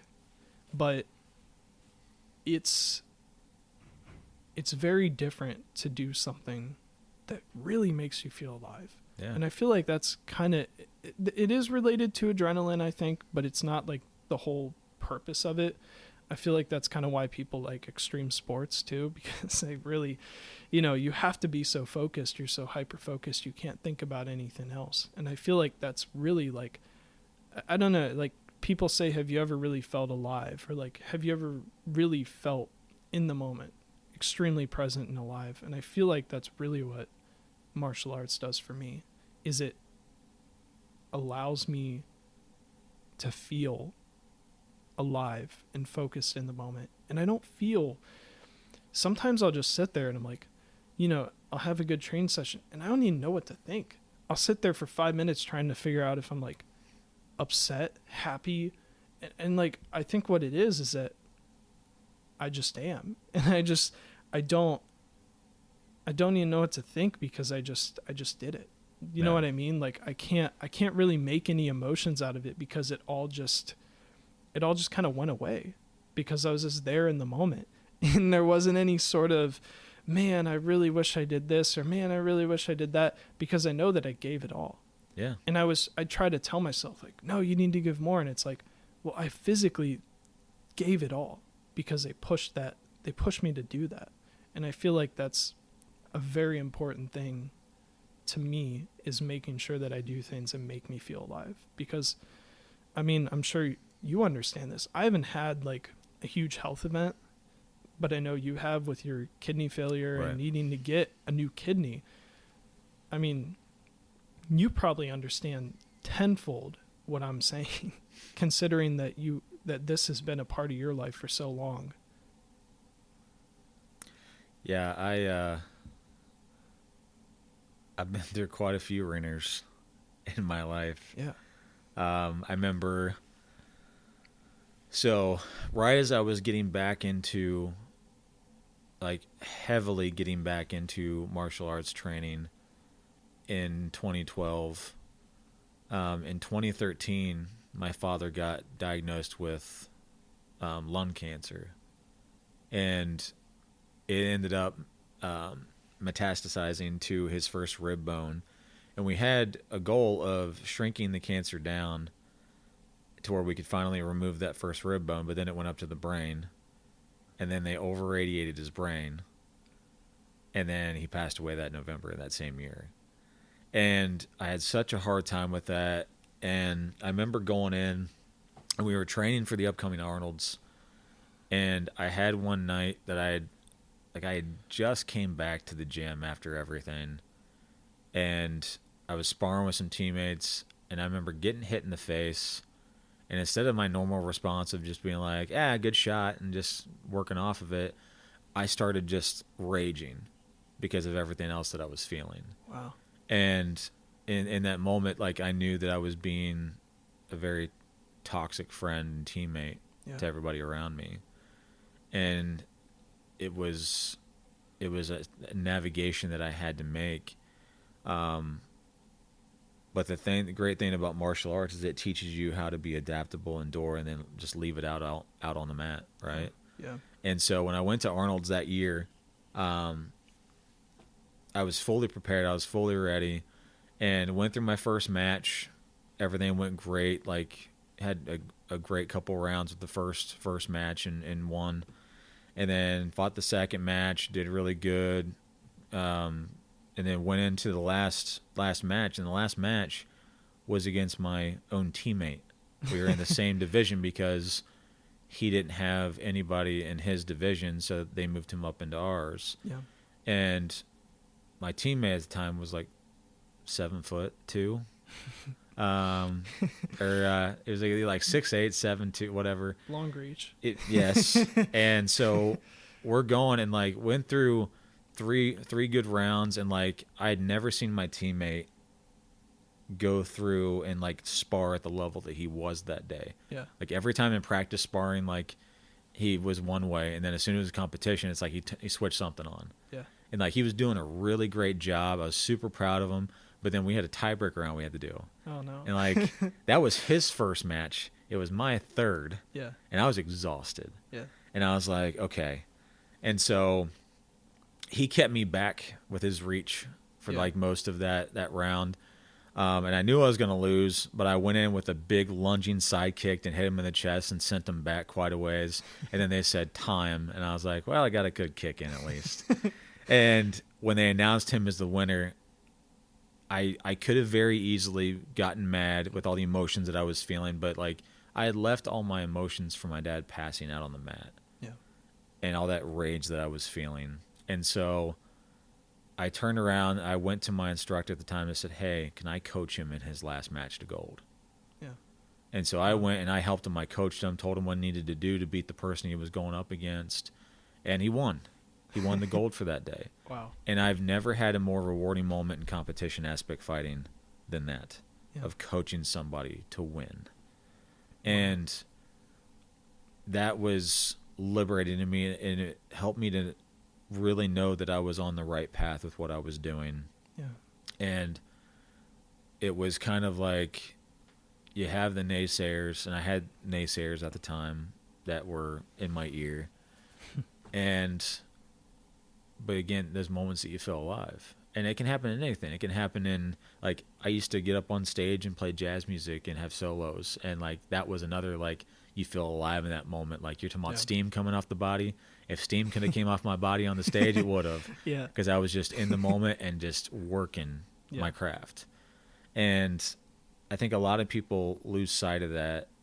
They think that they think they have to do something for others always. And it's not the case. Like, if you're doing something for yourself that helps you grow into a better human being, you're doing something for others by focusing on yourself and your well-being. So, yeah. Thanks for sharing that. Yeah. So, you mentioned that you've done competitive martial arts. Right. And that you've trained for it, but you've also trained for the purposes of self-defense. So I was curious what your opinion on martial arts for self-defense versus competitive martial arts. And this is obviously not a good question, but do you think like one is better, or are both really important for your development? I mean, I guess that would depend on your goals. I'm just curious what you think of competition martial arts versus strictly self-defense. Both are wonderful. I think the thing that kind of irks me about competition of martial arts nowadays is the transition from respectful fighters to toxic fighters. Yes. That's something I don't agree with. I believe that in martial arts, we're supposed to have honor. We're supposed to have respect for each other. And if that's not being shown, then I'm automatically turned off by it. And I've loved competing. It was an absolute blast. And I've loved not competing. It's kind of a little bit of both worlds. So it's not so much of a what's better and what's worse. I think it's the main thing is making sure the person understands the difference between the both. Yes. Sport combat is a great thing to get into. Like, I always encourage people to, if you're not going to actually compete, you should at least be sparring, because there's nothing more telling of using your techniques and actually being able to put things into an educated playground as sparring can be. And if you're not sparring, you're not doing a service to your training. You're not learning what works and what doesn't for you and what techniques that you're learning. And it's when you're dealing with sport combat application, there's things you can't do in self-defense in sport. And there's things in sport that aren't going to be good for self-defense application. So it's really that you need to understand both. And I think going into sport, especially something that's like training for like mixed martial arts, it's a fantastic thing to train in those different ranges of combat, because that's going to prepare you better for self-defense training. But then you also need to supplement other things into your self-defense training. And I think the biggest thing that I teach that I wish others did is mindset training for self-defense, or even mindset training for sport application. Because half the time people think they're just going in and rocking each other with punches, kicks, grappling, all that. Yeah. And sometimes you have to go into an approach of, okay, well, I'm going to try some new things this time and see what works. Or I'm going to talk to my partner about, hey, let's go more like 30% this round so that we can try different things we haven't been good at, but maybe we can get good at if we try it with each other. And having conversations like that instead of just going in and be like, let's go. Yeah, you hit me, I hit you. And it's it all comes down to the mindset of training. Yeah. And when you're going into sport application, I always found that what was successful for me is how can I take the first couple minutes of the match or the sparring session, read my partner a little bit, and break down how I'm going to be able to see things coming at me. Yeah. And then with self-defense, it's not necessarily waiting for the person to attack you, right? It's how do I stop this threat quickly? And so being able to read somebody in a sparring match can give you a little bit of a better read in self-defense, because if you can read that, oh, well, their right shoulder really is telling that hook as it comes out. Yeah. Oh, cool. Self-defense application. They're about to throw a haymaker. I can see their right hand starting to go back. Like, yeah. How do you incorporate both of those into your training to make you an all-around better fighter? Because both have amazing merits, but understanding the two is where it's at. Yeah. There was 3 big things you touched on there that I've noticed with this as well. And I'll start with the most recent that you mentioned, is with not waiting for your opponent to strike. Mm-hmm. Because I've felt that maybe I could also benefit from self-defense martial arts. And self-defense martial arts and mixed martial arts or competitive martial arts, sometimes it's a little bit ambiguous because you can use techniques from both, or they're taught in the same school as both, and then some schools only focus on the sport aspect. So there's a lot of, it's not just like always like night and day, right? Right. But I think what has been important to me is understanding that you can't wait to strike. And I feel like in competitive martial arts, for me starting out, that's kind of what I did. Was I'd be like, okay, I'm going to wait until they throw a hook, and then I'm going to move my head, and then I'm going to throw a hook back, right? I'm going to do a counter punch. But that's, if I did that in a self-defense situation where there's no gloves, mm-hmm. and we're not going 30%, this person wants to do some serious harm, it's not going to work. Yeah. So I feel like there's merit in self-defense martial arts as well, because oftentimes all we see is a competitive aspect of martial arts. Mm-hmm. And that obviously, I mean, Muay Thai can be used for both, but obviously it's a lot of sport, but still hurts. But the other thing you mentioned too was the fighters themselves. So actually, I'll take a step back.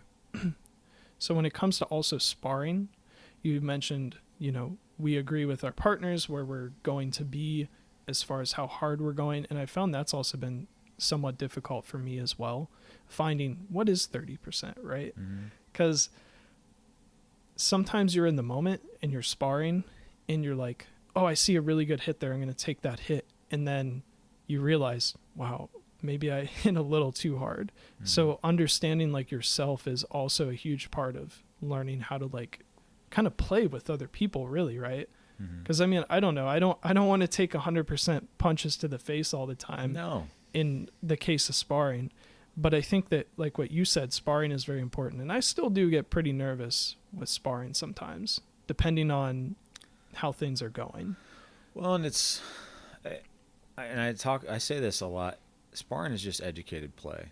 Yeah. Like unless like you're training really hard, like say if you're preparing for a big fight where like it's actually going for like a belt or something like that, then yeah, you've got to have sparring partners you can go a little bit harder with at times. Yeah. But slow sparring is as much, if not more important than hard sparring. Because it allows you to have that playground effect. You play with different techniques. You play with different concepts.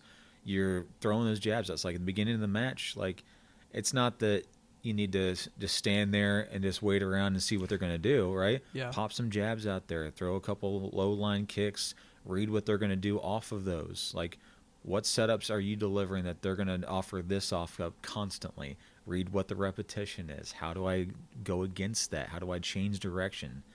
And so it's educated play. That's all it is. And so what I've found to be really useful is, like, if I'm agreeing, and I teach this in my boxing classes here, if I'm telling somebody to go 25, 30%, we're going to test that out before we ever start the match. Yeah.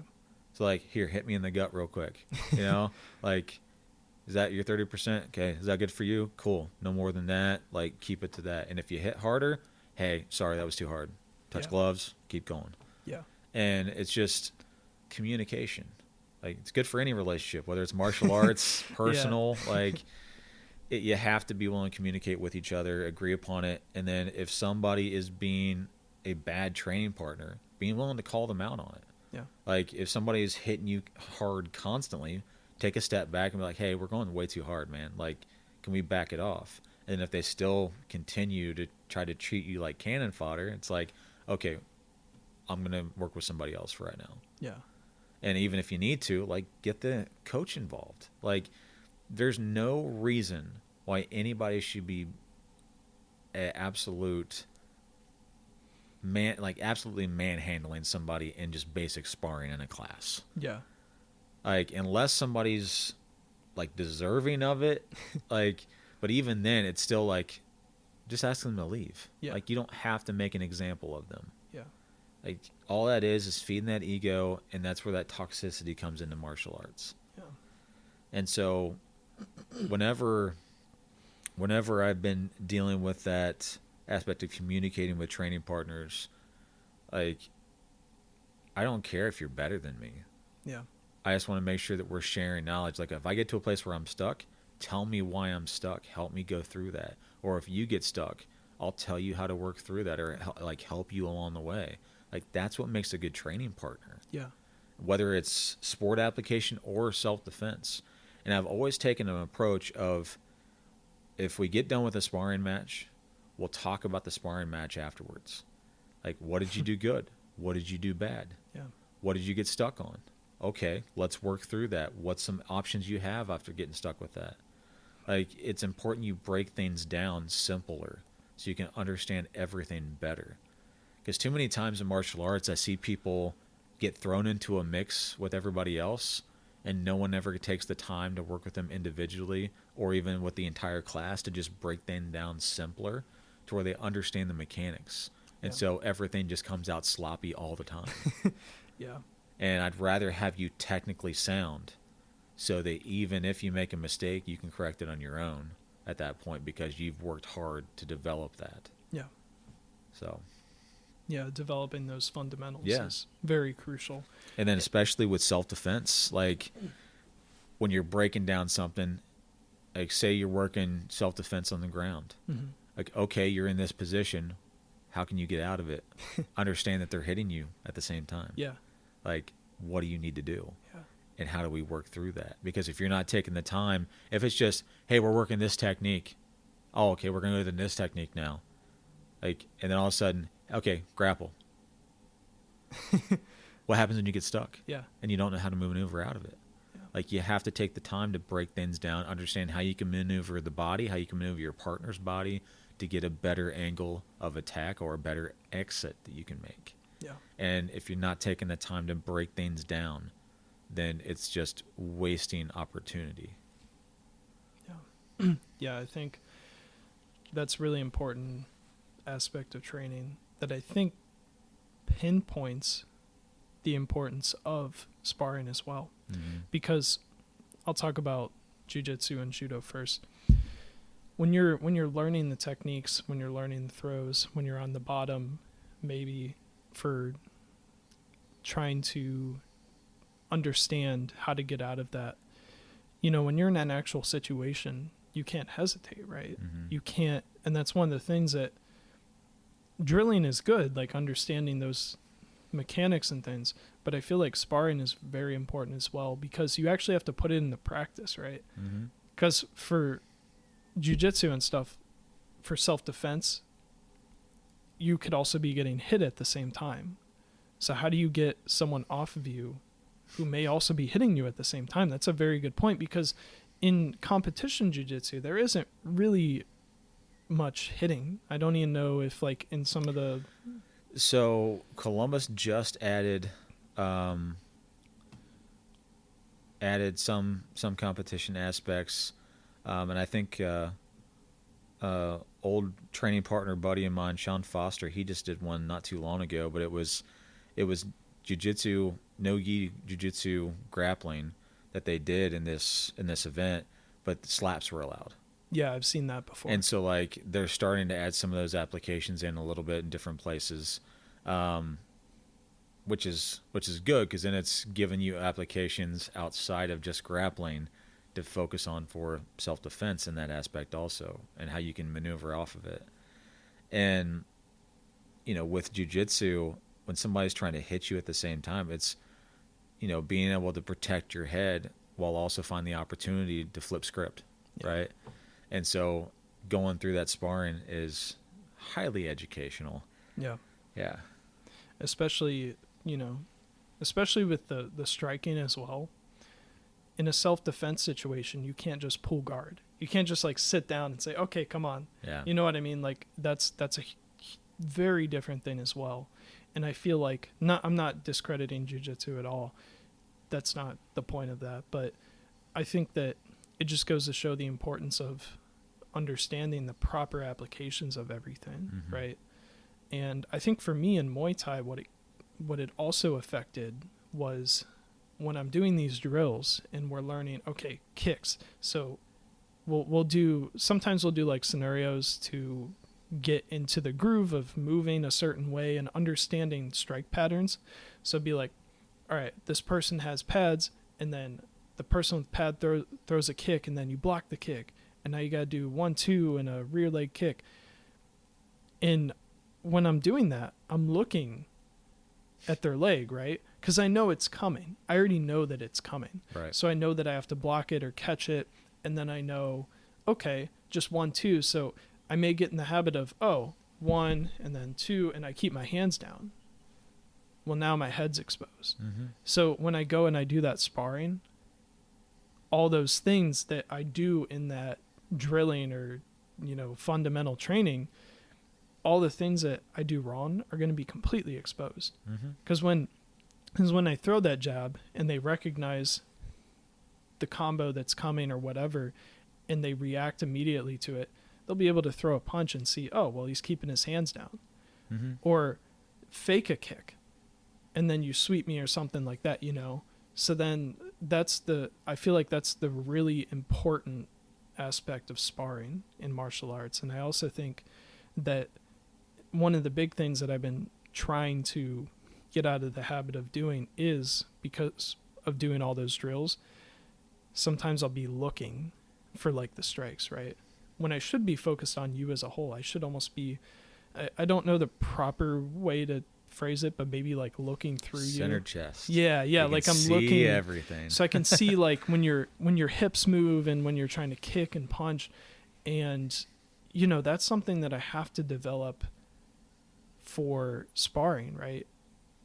That's something that I can only really develop in sparring, even if it's just light sparring. And I feel like that's you can very develop important. in training also. Well, yeah, because you should train the way you're going to fight. That is true. Yeah. I feel like it's hard to sometimes put those two together, because when I have to look someone in the eyes in a sparring session, sometimes that's a little bit scarier than looking at someone who's just holding pads. You know what I mean? But obviously it's still a playful scenario. But I do agree with the importance of sparring in martial arts. And the last thing that I wanted to touch on that you were talking about earlier was this idea of competitive martial arts and the ego being a huge part of it. So I'm sure everyone is familiar with like the UFC and some of the other federations. Personally, I don't watch the UFC a whole lot. Sometimes if there's a fight that I really want to see, I'll watch it. But I like one fight championship. I'm not sure if you're familiar with that, but they tend to be a lot more respectful. I don't know if it's just because a lot of those people, so they have like Muay Thai fights. There's a lot of Thai people, and they're very respectful. They're typically very respectful. You don't see a lot of shit talking and things like that. Yeah. Trash talking, I should say. But It's all right. in the UFC, you see that's the main selling point, right? Is how do we pin these two people against each other? And sometimes it can also be racially driven as well. It can go beyond just these two fighters are going head to head. No, it can also be politically and racially driven to pin these two people against each other. And I'm not a huge fan of that because I feel like it detracts from the whole purpose of martial arts. Yeah. Because obviously competition, you're putting yourself in a situation that you have to use your skills. But the whole idea of martial arts would be that you kind of hold yourself back. And I feel like it's promoting the opposite of that. And I feel like the more I started getting into martial arts and watching these competitions, and I love watching like Muay Thai fights and MMA, and I think it's definitely something that like I would love to get involved with, but just at my skill level, not right now. But that aspect of like disrespect, like I don't want to be a part of that. Yeah. Because then you're feeding, because the other thing is you have all these people at the top, all these top fighters that are promoting this, I guess you could say, way of life in martial arts, or this philosophy that you always have to be the top dog and you have to be super aggressive and things like that. And it's I don't feel that's sustainable. And two, you're also not going to make any friends if you're always like an ass. Yeah. But I'm not a huge fan of that. And the more I see and things like that, I'm like that I don't understand. I don't know how popular it is. I'm not really familiar with like the statistics and ratings and things like that, but I would hope that eventually things like that would get recognized, and then it can start to move in a more in the opposite direction from that. I think it's going to be a long time before that happens. Yeah. Because there's a lot of people that feed off of that toxic energy that fighters can give to each other. But like I used to love watching the fighters that were usually super respectful. Like one of my favorite fighters that I loved watching was George St. Pierre. Like, dude never hardly talked anything. He'd go in, do his business, like bow to his partner at the end, and that was it. And I don't watch any fights now. Yeah, I haven't for years. I'll watch clips of things. I used to watch a lot of boxing because I grew up watching boxing with my mom and my dad. Mm-hmm. I don't watch it anymore because of all the YouTube sensation boxers just driving me nuts. Yeah. And all of the bad energy again that comes with those. Jake Paul versus Mike Tyson. Yeah, that's a huge thing coming up. What's that all about, man? Sorry, I didn't mean to go off on a tangent. No, it's fine. I've had every one of my students, especially in boxing classes, asking me how I feel about that, and I don't know what the right answer is without getting ticked off, because he keeps going after all these retired people and retired fighters or fighters that's not right. But on top of that, I'm also like, I loved Mike Tyson in his prime with Cus D'Amato. Yeah. When he didn't have Cus, he went down a couple bad paths, but he was still like fun to watch in the ring. Yeah. And now it's like he's older. I've got no doubt that he's still got skills, obviously, but I don't want to see, like, I just don't want to see the fight. Yeah. Like, it's not a question I have to myself of, I wonder who would win in a fight. Like, if it was prime fighters on each side, like, I'm sorry, I'm going with Tyson. Yeah. But no one wins with this, right? It's if Tyson beats him, if it's not a just actual exhibition, and there's like, if somebody gets knocked out, it's like, say if he wins and Paul gets knocked out, like his career is kind of going to take a little bit of a tank. It's also going to be like, why was this even happening? And then if something happens to Tyson, it's going to be blowing up Paul's toxic behavior to new heights, and it's going to be bad because like Tyson doesn't deserve that.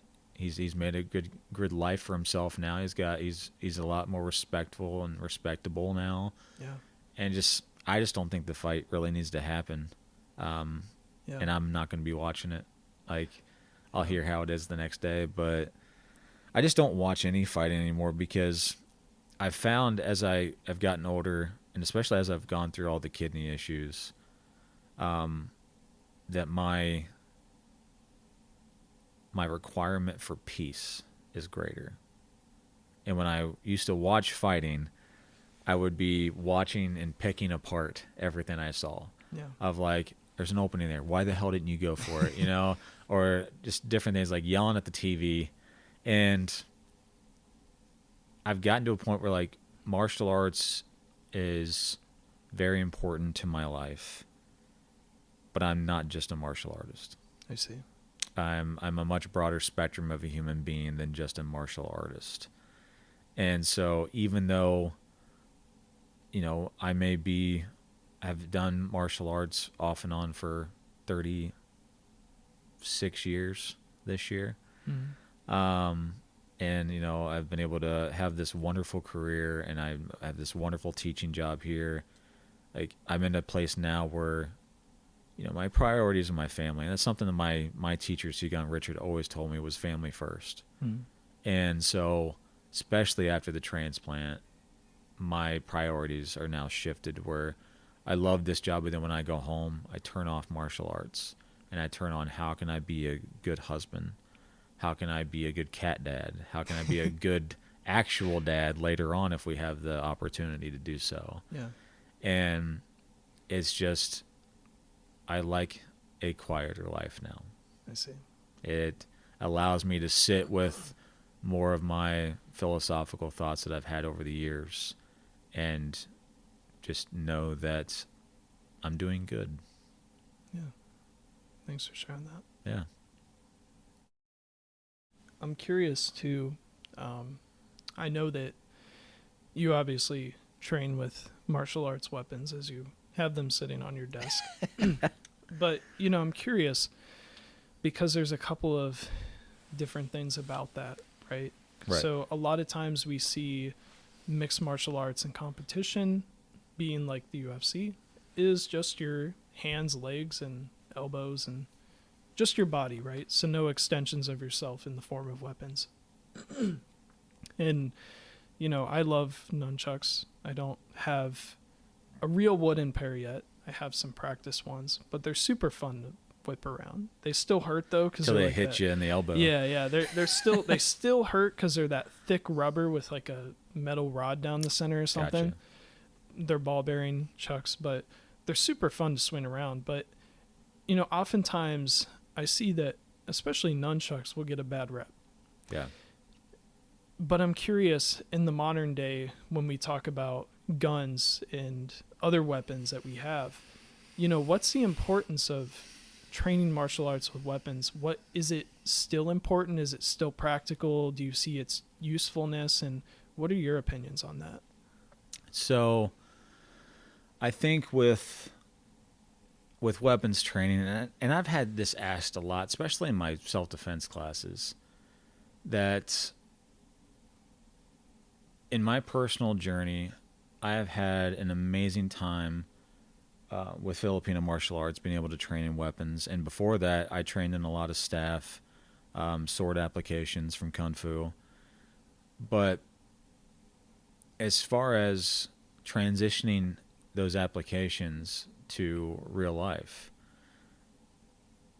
there has to be adequate training. I see. And understanding when it's useful and when it's not. Yeah.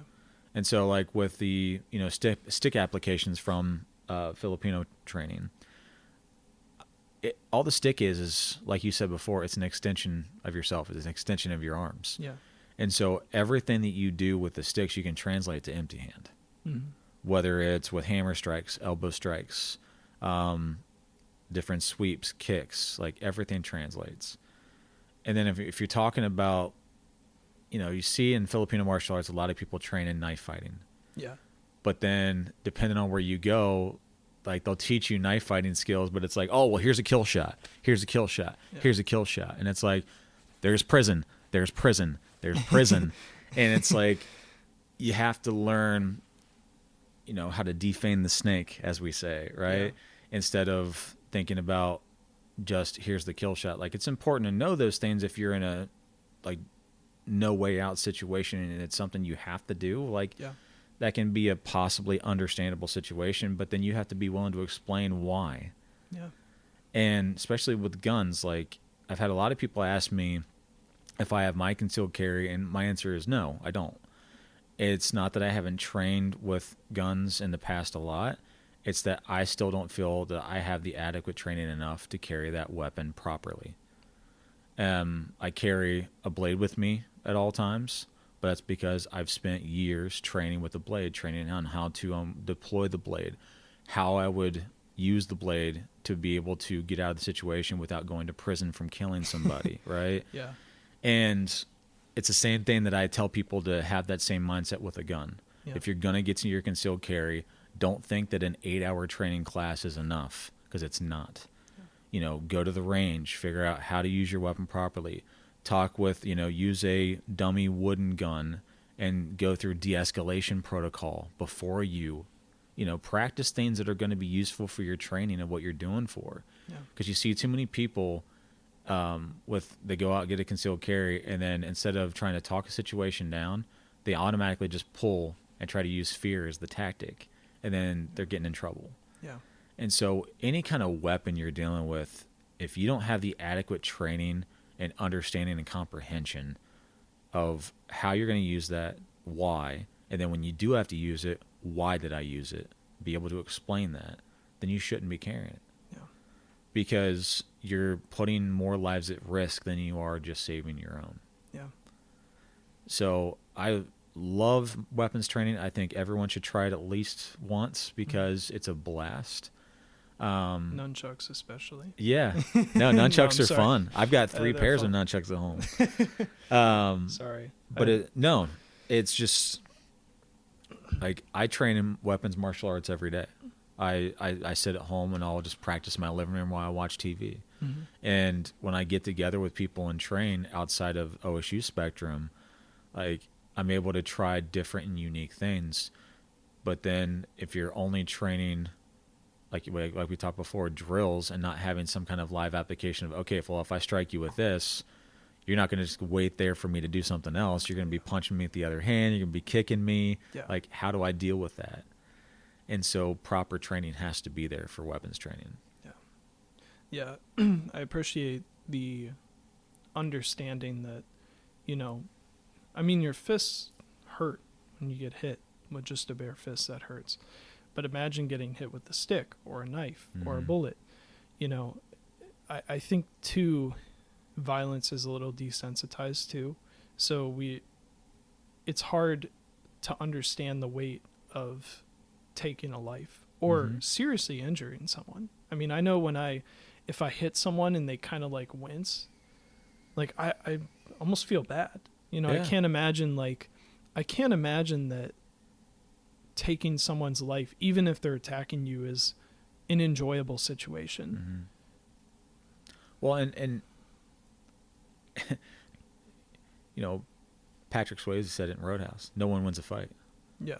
Like it doesn't matter. Like no one wins a fight. You're either, even if you come out of a fight and say you came out unscathed, like you ended the fight quickly, you got home safe, all that, you're still coming home with some kind of a trauma. Yeah. That you were in that incident to begin with, or maybe that you hurt somebody and you're having a hard time struggling with that. Or if you do get hurt in the process, you're going home with different injuries. So no one wins a fight. Like you're trying to get home safe, but you're still coming home with something you have to work through. Yeah. And too many places, whether it's competition or self-defense, don't take the time to work through mindset training of how do you go through training, but training in a way that keeps you safe, or how do you train, take shots like from other people in sparring, and then how do you heal up afterwards? Like, how do you take the time to not get in your head and beat yourself up that you didn't do so well? How do you take that instead, look at it as a positive of, okay, well, I really did these things great. What can I do to make these things better? Instead of, man, I really did horrible. Yeah. And that mindset training, I think, is often more times more important than the physical training. Yeah, because it's a barrier. Yeah. And I found that for me too. It doesn't bother me as much, but when I first started, it was kind of hard to deal with the idea that, you know, I want to be better, but maybe I'm not, you know, I'm not the best, but I want to be better. But how do I tell myself, like, it's okay? You know what I mean? Like, accepting that my skill level, this is where I'm at, that I'm down here, and that's okay.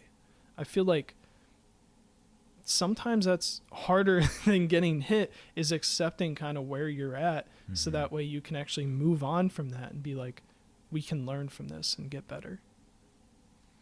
Well, and the thing that I think is important, especially it's like if you're struggling with that in your training, is understanding that nobody is necessarily at a higher level. Somebody might just have more knowledge. And like, I get this stupid question in some of my classes all the time of, oh, well, if you were in the room with all of us and we all attacked you at the same time, how many of us could you take out? I think I've heard that one And before. it's like, one? And, they're like, what do you mean? They're like, but your skill set. And it's like, you're Sifu Aaron Gall. It doesn't matter. Like, Yeah. it takes one shot to put you down. Yeah. Nobody, it's all about the creativity of the person that's in front of you that makes the difference. Like, nobody's invincible. There's always somebody that can get a shot that's better than the one that you're going to give. Yeah.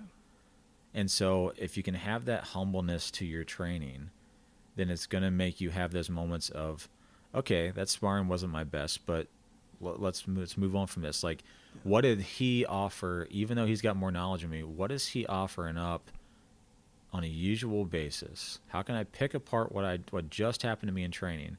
Where's the opportunity for me to land a really clean shot? Yeah.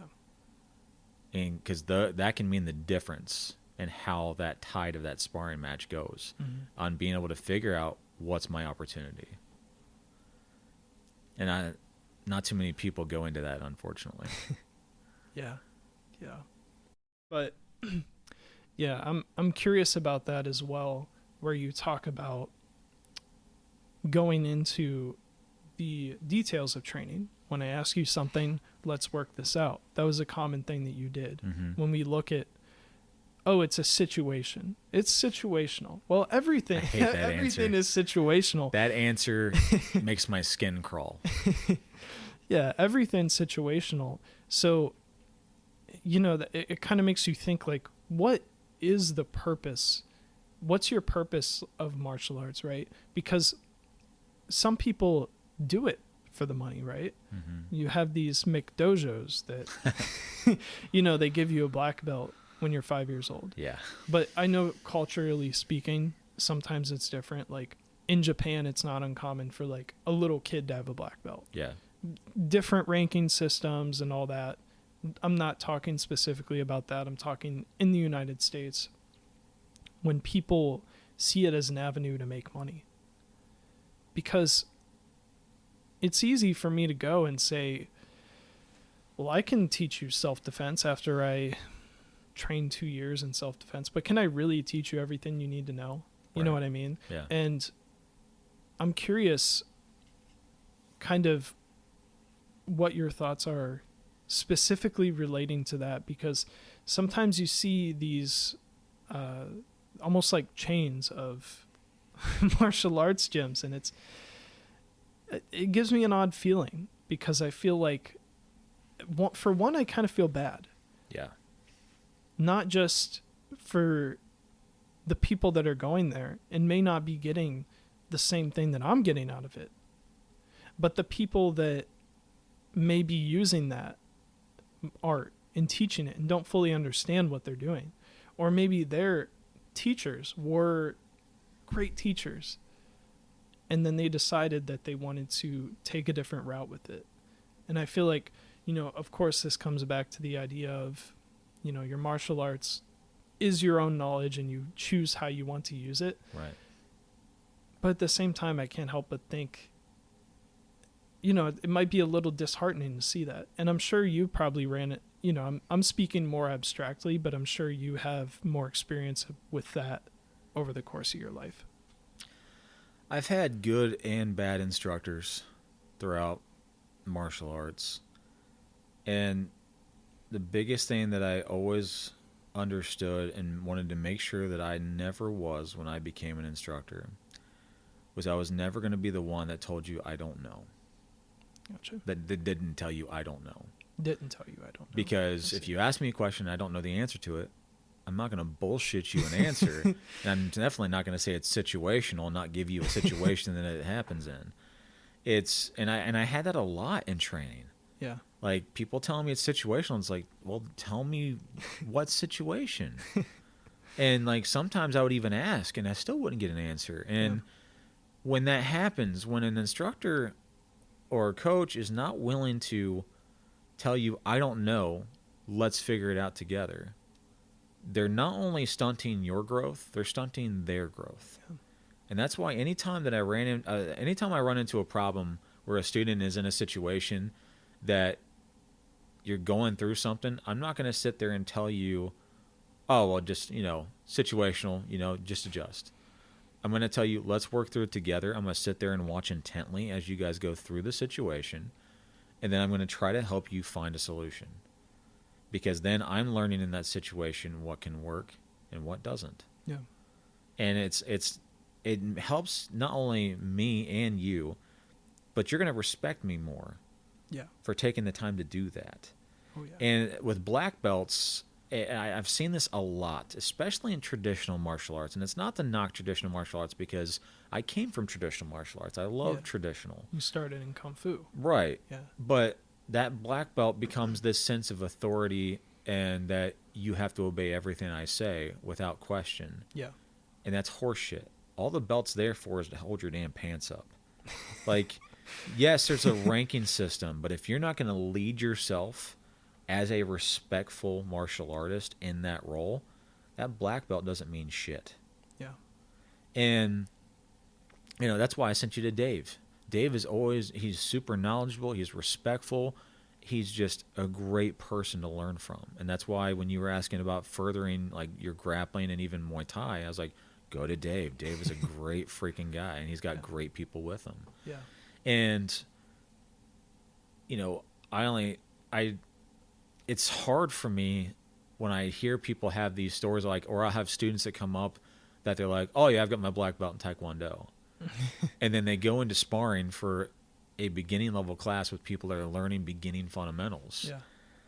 And they're like acting like they're the biggest cheese in the room. And it's like, chill the hell out, because they could very easily take you out. Like, it's not a competition. Yeah. You're supposed to be sharing and experiencing with each other on the mat in those ways for that sparring, that rolling. Yeah. And I've never approached myself, put myself as not approachable. Mm-hmm. I always want to make sure that everybody knows you can ask me any kind of question. If I don't know, I'm going to tell you I don't know, but we're going to figure out the answer. Yeah. Because if I tell you that I know and then I don't tell you what it is I know, or I tell you it's situational, you're immediately, my respect is going to dwindle, like instantly, because it's going to be like, oh, well, you didn't explain anything to me. And then if it keeps on happening, it keeps happening where my respect constantly dwindles down to where eventually it's just like, does this person actually know what they say they know? Yeah. And it's important that belts don't get in the way of the person. Yeah. Like, I think I explained this to you guys in the judo class when you took it with me, but like I actually entered the class wearing a white belt. Yeah. Because I told you guys that I'm no better than you. I just have more knowledge. Yeah. Like, you could very easily be rolling with me and catch me in something that I'm not thoughtfully prepared for. Yeah. And all of a sudden you tap me. Whoop-de-doo. It's not going to ruin my day or my life. It just means you did excellent. Yeah. Awesome. Like, and it's not something to have an ego about or beat yourself up over. Yeah. It's just sometimes you are ready for something, sometimes you're not. But anybody can have that leadership role. Anybody can have that teaching role. It just understanding to not let your ego and arrogance get ahead of you to where you think that you're the all-knowing master. Yeah. Because it's horseshit. Yeah. Like, you can know all there is to know about a subject, and then all of a sudden the new information comes in. If you're not willing to at least take a second to talk about it, you're being arrogant. When you referred me to the Grove City martial arts, it's kind of funny you say, he's a great guy, and then, the people that he works with are, because that's something that spreads throughout, right? Because it trickles down. Yes. It trickles down from the teacher, because you instill, like, in me, I was instilled with this sense of martial arts and philosophy. And I feel like I was really lucky in that sense, because I went, not to say that I went in with the idea that I wanted to hurt people. I didn't. I wanted to learn, like, martial arts technique. I was super excited because I see, I've watched movies since I was a kid of actors doing these cool moves. I'm like, man, I want to do that. I want to be able to throw someone. So it wasn't that I came in with the idea that I wanted to hurt someone, but I had this martial arts mindset as well to go with it. And when I put the two together, I was like, wow, there's a lot more to this than I thought. And not only that, but it gives me a lot of life skills as well. Martial arts isn't just, I don't just use it for defense and, competition aspects, but I try to live it. You know what I mean? Like, when I commit to something, I try to live that fully, because I feel like when you commit to it, you're encapsulating, you're becoming the whole part of that. And you want to represent that in a good way. And I feel like as a teacher, when you're teaching and skills trickle down to other people, it creates a really good environment of learning. And that's what I found at Grove City is we've had some different teachers, but they've all kind of created this environment where it's like, if I'm new, or if I haven't been to jiu-jitsu in a while because I've been focusing on Muay Thai, and I'll go to a class, and then there's this guy who goes every Sunday, and he does, we're trying to find people to roll with, and I go up to him and he's like, do you have anyone? He's like, no. I might be close to getting some sort of hold or something, and he's like, no, go ahead, do it. Just go ahead. And I'll be like, I can't get it. And he's like, no, just do it. And that's the type of thing that you can only learn really by doing. And I feel like it's really important as an instructor to kind of instill that in other people, because I know what it did for me. I'm not speaking from the perspective of me being a teacher, because that's not what I'm trying to say. What I'm trying to say is I can see how the way that you teach and the way that other people teach helps everything as a whole. Yeah. Well, and it's, and you kind of hit the nail on the head, and that's why I said, how great that Dave is. When you have a great teacher that you get the chance to work with, and then you become an instructor under them, you then, as the original teacher, as great as you are, the people under you can become even better because of how you've instilled that in them and to them further their growth. And so it's a constant, you're trying to make the people that you're teaching better than you are or ever could be. Yeah. And so even though I didn't get as much time with Seagun Richard as I would have liked to, he taught me so much about what it means to be not only a good instructor, but a good human being. And so that's all I do is I instill those same qualities into whoever I work with. And I only have you guys 15, 16 weeks. Yeah, like three months. Before you're moving into another semester. And sometimes I'll have the fortunate thing of repeats, right? So like I had one student, Nelson, he graduated last year. He took all my classes and then started to take them again. I mean, just a wonderful person, great student.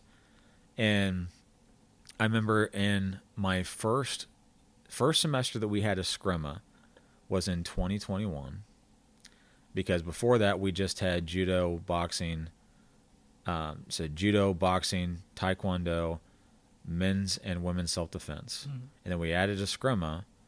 And my first semester, I had talked to a bunch of people. Like I'd send out emails to previous students. And then my first semester of teaching a scrimma, I had one class of it. And in the 32-person class, 28 were repeats. And it was phenomenal. Yeah. And so, and I've constantly, every semester I have repeats. And so it's one of those things where you know that you're doing good things when people want to take your class again and again, or they ask you to come on a podcast. But that's all it is. Like, training should be something that you can fall in love with. It should be fun. It should be educational, and you should be led by somebody that's doing so with goodness in their heart, not a black belt around their waist and with this sense of being in control of everything and everyone. Because I might be there working for you and working with you, but you're also working with me. Like, in a gym situation where you're paying money, like, you're the one paying the money. At any time, you can be like, I ain't dealing with this. I'm out. Like, so if somebody's at a gym and they're tired of their instructor being an asshole to them, cool. Deuces, I'm out. Like, but if it's somebody that has that goodness in their heart when they're approaching teaching, approaching leadership, then people are going to want to stay with them. Yeah, I agree. I think that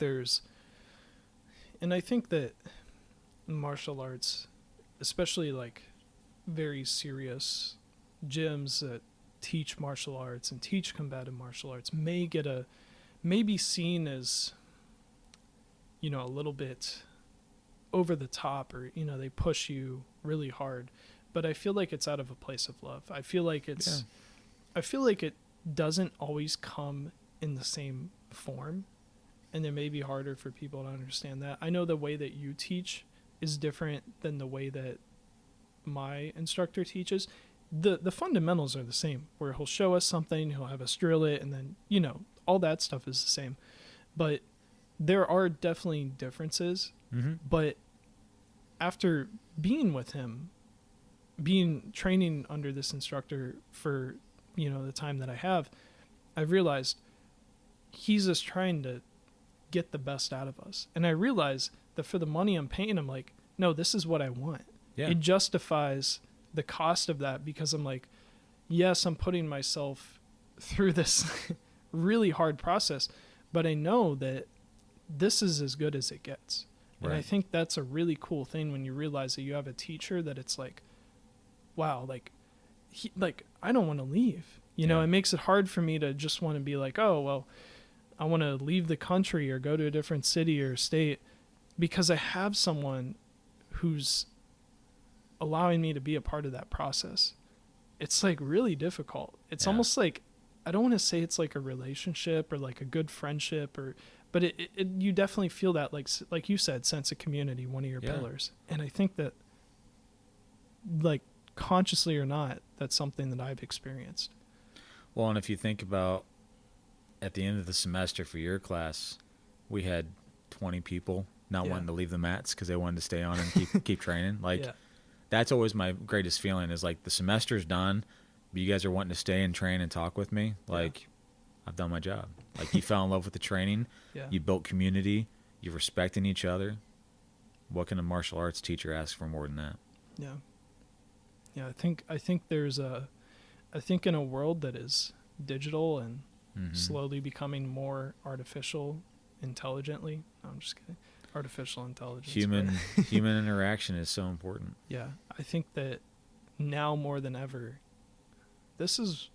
I know it's what I need, and I'm sure other people need it, but I know for me, like, this is something that I needed in my life, and it's going to be a part of my life, because that social interaction and everything I gained from it, that sense of community, and also the authenticity of martial arts. Like I said, you can't fake it. When it comes to combat, you can't fake it. So I feel like anytime I step in to the gym, even though I might be nervous because I know, like, today's a heavy sparring day, or like we're going to be working really hard, it's really hot outside, they don't have the AC on or something like that, I still know this is where I should be, because it's authentic. I'm there, and there's nothing else that can change who I am in that moment. And I think that's why, to me, martial arts is so important. Yeah. So. How many times have you wanted to pass out from pyramids? I have. Oh man, this past week, if we were doing clinching and stuff, I thought I was going to pass out. Like, I thought I was just like, it got to a point where, and I think other people were tired too. Either that or my partner just wasn't going hard because he could see I was tired. But like, it's crazy though, because even when you get to a point where like, you think you're going to pass out, like, I'm still like throwing knees. I'm still like trying to throw a knee there, here and there, like with everything I got. And it's a really, like, in the moment, you're like, I just want to lay down. I want to like, I want to like jump in a ice bath or something. But you find that afterwards you're like, wow, I'm so proud I did that. Mm-hmm. And it's like, it's the little things too. Because you never, like, maybe you never win gold in a competition, right? Maybe you never compete. But like those little victories that you have for yourself, they like accumulate over time. Mm-hmm. And I think that's kind of what like Muay Thai is for me, or martial arts in general, is that I overcame this. And even though I struggle with a lot of things, specifically defense, it's like something that I know that I can work on. I feel like martial arts is more about a process to me. And I feel like that's what drives me to keep going. Even when I know that, like, today, wow, I ate it today, right? But I know that that's what I need. Yeah. For becoming who I want to become, because I'm living who I am. Well, and don't be afraid to ask your partner for a defense-focused round where they're only striking and you're only defending. That's a good point too. That is a very good point. Sometimes there's just things that, people introduce to you that just like help things click, right? Mm-hmm. Like a certain drill or something, like, sometimes in Muay Thai, what we do is we'll do things that are focused on applying pressure. So, getting someone up against the wall, getting, applying so many strikes and things. Maybe you're not like knocking them out, but you're doing it so much and so fast that you're just like applying that pressure. Yeah. And I think there's merit in that skill as well. But yeah. Well, and it's no difference in self-defense application. It's not about giant haymakers. It's about hitting as fast as you can to not give them space, and then you get out and you get home. Yeah. Take out, get done with it quick, do what's necessary, get out, go home. Yeah. Yeah, for sure. So, speaking a little bit more about training, I'm curious what your thoughts on weightlifting and cardio are and their importance in martial arts training, because I've seen a lot of things. You can go anywhere on the internet and you'll see people that'll say, that guy's too big and muscular. There's no way he would be able to last 5 rounds, right? Even though we know that super heavyweight divisions exist in competitions, but It's hard to tell people that the guy on the left beats the guy on the right. Yeah. All that stupid social media stuff. Yeah. Yeah. But, you know, I'm just curious kind of what your thoughts, because I mean, I know you do weightlifting and I things used like to. that. Well, you used to. I can't anymore because of the Yeah. kidney transplant. I But both of them have a lot of merit. But in my opinion, personally, cardio is so important because if you're going to, you can lift all the weight that you can, but if you gas after the first 30 seconds in a round of fighting, like, not going to work. No.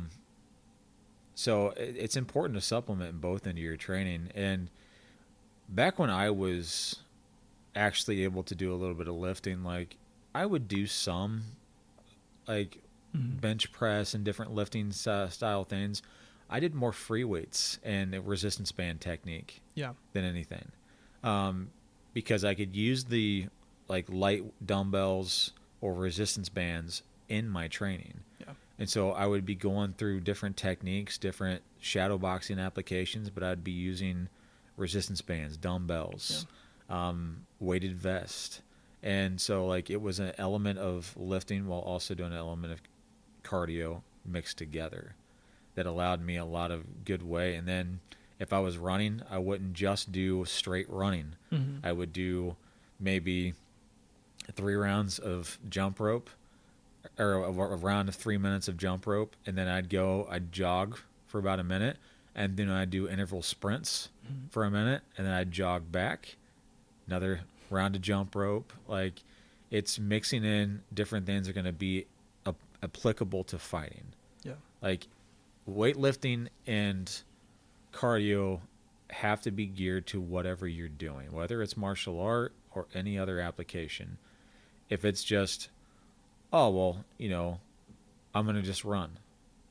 And then go and try to grapple one day. Like, if you're going to want cardio for whatever you're doing, you have to do more of the thing that you're wanting to do to build the cardio. There's ways you can incorporate extra cardio, but it's also doing the thing that you need the cardio for. It's like sparring. If you want more cardio for sparring, do more sparring, right? And do elements of sparring to where maybe you do some elements of sparring, but then you've got a coach that's yelling at you burpees every so often in the middle of sparring, and, like, just throwing extra elements to test your cardio, test your endurance. If you're shadow boxing, add those elements in. Like, put an interval timer on that you're timing your shadow boxing, but then you have another timer set for, like, every 10 seconds, you're doing some type of, like, burpee, squat, whatever it is. Like, there's got to be something that you find different ways to challenge yourself, to challenge your cardio, to challenge your endurance. And then body weight exercises are, like, calisthenics are so important for martial arts training. Like, you have to be able to lift yourself. You have to be able to throw your own body weight. And something else that I always tried to work on is, I'm not formally taught in Tai Chi, but how do I do my movements slowly so I can understand the way to move my body better, so that when I'm executing these strikes, I know how my kinetic chain moves through my body to deliver the most impactful strike in the most efficient way, that I'm not wasting energy when I don't need to. And so it's just, you have to find unique ways of that cardio versus that weightlifting mechanic. Because you can lift heavy weights all day, and if somebody is, like, that jacked person and looks like that, the smaller fighter's obviously going to be, like, faster.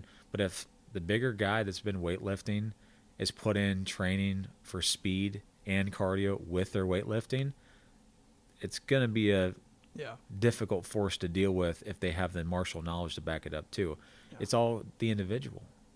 Like, I fought guys that weighed 150 pounds more than I did and were just jacked compared to where I was at. And if you can be smart as a fighter, you can find ways to get around it and conserve your energy so that the other person is wasting more than you are. But you have to do unique forms of cardio to do that. It can't just be straight running if you're wanting to do more sparring cardio. If you want cardio for sparring, do more sparring. If you want cardio for rolling, do more rolling. Yeah. Like, even if you have a grappling dummy at home, like, grapple the dummy for 3 minutes, three 3-minute rounds, and then go to 5 3-minute rounds, and then 7, and just keep building off of that. But both of them have a lot of great merits, but I think cardio is a little bit more important because all that muscle isn't going to do anything for you if you've gassed out after 20 seconds. Yeah, that's something that within, obviously, since I do powerlifting, that's very strength focused as well. But I've had to incorporate a lot more cardio. Jump rope, sparring, like you said, and I think, like you said, you have to think about what you're doing. So, for my accessory work, maybe instead of doing very static movements, I'm doing landmine exercises. Something that's really explosive. That's using my arms or my legs in a very explosive manner to kind of mimic that. I know Bruce Lee did isometrics. He also did squats and bench press. So he did all the conventional stuff, but he also did isometrics for gaining strength. So I think strength is also very important, but the cardio aspect, like you said, if you can't even stand there for 30 seconds, what's the point? And that's something that I've definitely learned the hard way. I would say. And it's interesting too, because you have to learn how to move your body and your body weight with like calisthenics, like you said. When I first started kicking, I'd throw my kick and I'd almost like topple over because I didn't know how to move my body weight. I was also a little heavier, but I'm throwing my body parts and like I can't control it. I don't know how to move my body weight, or I'm moving too slow, or I can't like recover from it. And same thing with punches. You can't be rigid all the time. And I still run into that time. I'll get my shoulders too tense, got to loosen up my shoulders. But, theoretically speaking, when does my hand actually need to be firm? When do I actually need to have a really tight fist? On the point of impact, correct? Right. Whereas that whole time, if I'm like really trying to throw, if I got all my muscle fibers activated as I'm throwing, I'm like clenching my fists the whole time, I'm going to gas out. Well, on top of that, your technique is also going to suffer. Yeah. Whereas if I'm fluid and moving, that's one of the things that they say about Muay Thai is it's all about fluidity. You have to be fluid. You have to move. And, and that's been something that coming from more of a weightlifting background has been very difficult. Is like, I've gotten better at it, but it's very difficult to just like loosen up and relax. And sometimes we'll be sparring or we'll be doing drills and we'll do it for like a couple minutes and like, all right, hold on a second. And I do some weird thing where I'll like shake my arms or something just to like completely loosen myself out. Right. And I found that some of my partners, when they do that, they'll do the same thing now because, they get too tense and like, all right, we need to relax. Give me a second. Just like loosen up. And, I think that's the thing about training martial arts is like there's so many things you can do that it makes it, to me, that's what makes it so fun, is that there's so many different aspects I can train. And I don't feel like there's always like, much like I mentioned in my previous podcast, there's not a one size fits all for everything. It's kind of like you have to discover, like martial arts is a path of self-discovery. You have to discover like the things that you're good at and not good at so you can target that. So, but you got to be willing to put the time into the things that you're bad at to make sure that they're not things you're going to be good at. You got to put in the hours to effectively be able to break down, okay, this isn't for me. Yeah. Because a lot of people, they'll try something once and they're like, oh, I don't like that. But then, like, if they stuck with it, it could be a very good thing. Yeah. So, deviating a little bit from training martial arts and now talking about kind of the perception of martial arts in the West, a lot of times you'll see traditional martial arts will get a bad reputation. Yeah. And I know you come from a more traditional background, and I'm curious what your thoughts are on that, because I see everywhere you look, everything is UFC, MMA. the West, specifically like the United States, is very focused on this idea of MMA in competitive. That's also just the nature of Americans. We're very competitive. So it makes sense as to why we have that. And I think that's really good because we see the usefulness of it, the usefulness of all these different arts. But more and more, and this is kind of when I came to you when I first started looking for the arts that I also wanted to spend some time in.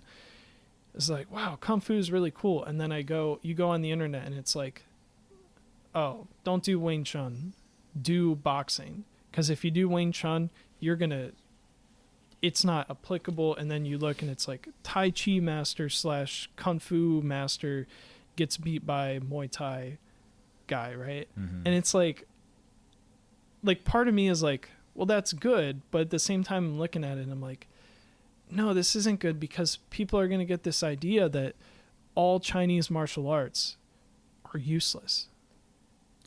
Well, and half the time, those videos that come out that says like MMA versus Kung Fu, like half the time those videos that come out are two friends that have been doing it for maybe a week. Yeah. And it's not an actual like applicable thing. But I think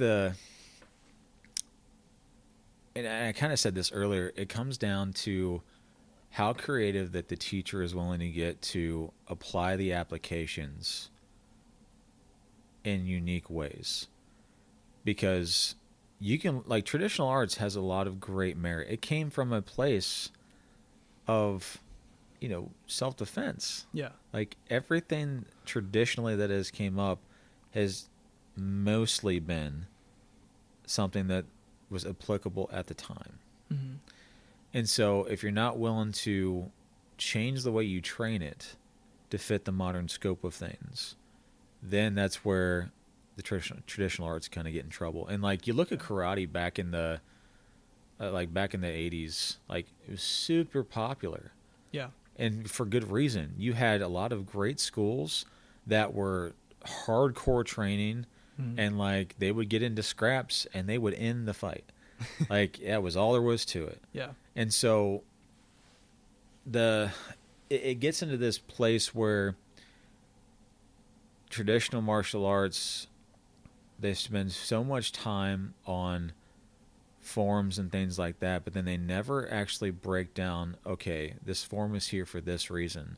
Let me show you why. Yeah. And so like when I used to do some Kung Fu forms, I'd have friends come over. And I'd be like, okay, you're going to be over here, you're over here. I want you to attack me. Mm-hmm. And I'm going to use this form to protect myself against both of you. It's like breaking it down like that helps me to understand the forms and the usefulness of it. Yeah. And then, I was really lucky when I was in Kung Fu that we had, so the head instructor, he was a professional kickboxer. Mm-hmm. He was doing stuff in that circuit, and then we had Master Mullica, who worked a lot from China, and so when we sparred, we were doing things in a way that was a little bit more modern, like actual sparring. It wasn't point fighting and stuff like that. It was full on sparring, so that we could understand what is working, what isn't, and I see a lot of traditional martial arts get into this bad habit of they'll show these techniques that are traditionally sound, which is great, but then they don't talk about what the weaknesses of those different techniques can be. Yeah. And how to transfer, like, if you think about like chest punching from like Taekwondo, karate, Kung Fu, stuff like that. If I'm going to do a chest punch, I can, but instead of doing it from down here at my waist, how do I do it from having my hands next to my chin? Yeah. Like that way I can still apply it with the same kind of thing, same force, same technique, but I'm doing it from a safer standpoint. That's a modern approach. And so I think if tradition can meet a little bit of modern, that traditional martial arts would do a lot better for themselves. And you see this in, I don't know if you've ever looked up like Shaolin training. Yes. And like you have fighters that have trained in multiple arts like Muay Thai and Jiu-Jitsu that they go to the Shaolin Temple, and then when they do a little bit of sparring, you'll see the Shaolin monks just one shot them and they're down on the ground. Yeah. Like it has to be where the training has to evolve to meet where the modern is. Because if you don't, it's going to be left behind. And that's why, like with the rise of UFC, when UFC first came out, they had arts from all styles. Yes. And it was great. It was cool. And there was cool. different weights going against different weights, and like they were actually putting stuff to the test. Yeah. Now, was it dangerous? Sure. Yeah. But like you don't see as many mixed styles now. It's usually jiu-jitsu, boxing, Muay Thai. And sometimes you'll see kung fu, sometimes you'll see karate practitioners, sometimes you'll have somebody that trains sambo and stuff like that, which is great because it gives a uniqueness to what they're doing. And then you like people will start to recognize that, and it gets attention for the art, which is a great thing. But things like kung fu, and you see people that are kung fu busting, like you were talking about, people talking about don't take Wing Chun, it's bullshit. Yeah. There's a place in Columbus called Western Lotus that is an amazing school. I haven't had the chance to train with them or talk with the instructor or anything like that, but everything that I see coming out of their academy on social media and just like what they're doing is wonderful. And they do sparring with their Wing Chun that is a more modern approach than what you'll see on like movies that are unrealistic expectations of fighting. Yeah. And so it's making sure that you evolve your practice. You can teach the traditional martial art. You absolutely should. It's history, Yeah. and it's respect toward the art. But then your sparring has to match modern also. And there's a lot of, I know there's a guy named Christopher. He's always had that approach of, I'm going to be able to teach you, karate from a different standpoint of like, here's the tradition, here's the modern application we can put into it. And like he does Valley Tudo also. So it's like a whole different mix of things you can bring into and you have to be creative as a teacher. And then as a student, you also have to be creative. You have to take the applications that you're learning and figure out how you can do it in a unique way. Like throwing your round kick. How do you get creative with your round kick to throw somebody off? And it might not be something that you were taught. It's something that you can evolve upon and then share it with the rest of your crew. Yeah, I've seen that in Muay Thai even a little bit. Sometimes I'll see videos because that's all that's in my feed now, of course. But there's different ways to throw teeps, and there's different ways to throw knees. Yeah. So, for instance, in Muay Thai, you throw a teep directly on, but I've seen it where people will throw teeps almost like a sidekick, like a karate style sidekick, and I'm like, wow, maybe that actually, because think about it, if we're doing strictly Muay Thai, you might not be expecting me to come at you with like an angle like that, the same angle that you would have like a karate kick, or with the knee, what it was doing it almost like a kick. So you're turning almost like a kick when you're in clinch, and then you're pushing them out with your knee. So you're kind of like pushing out rather than doing a knee that's like straight on. Your leg is sideways.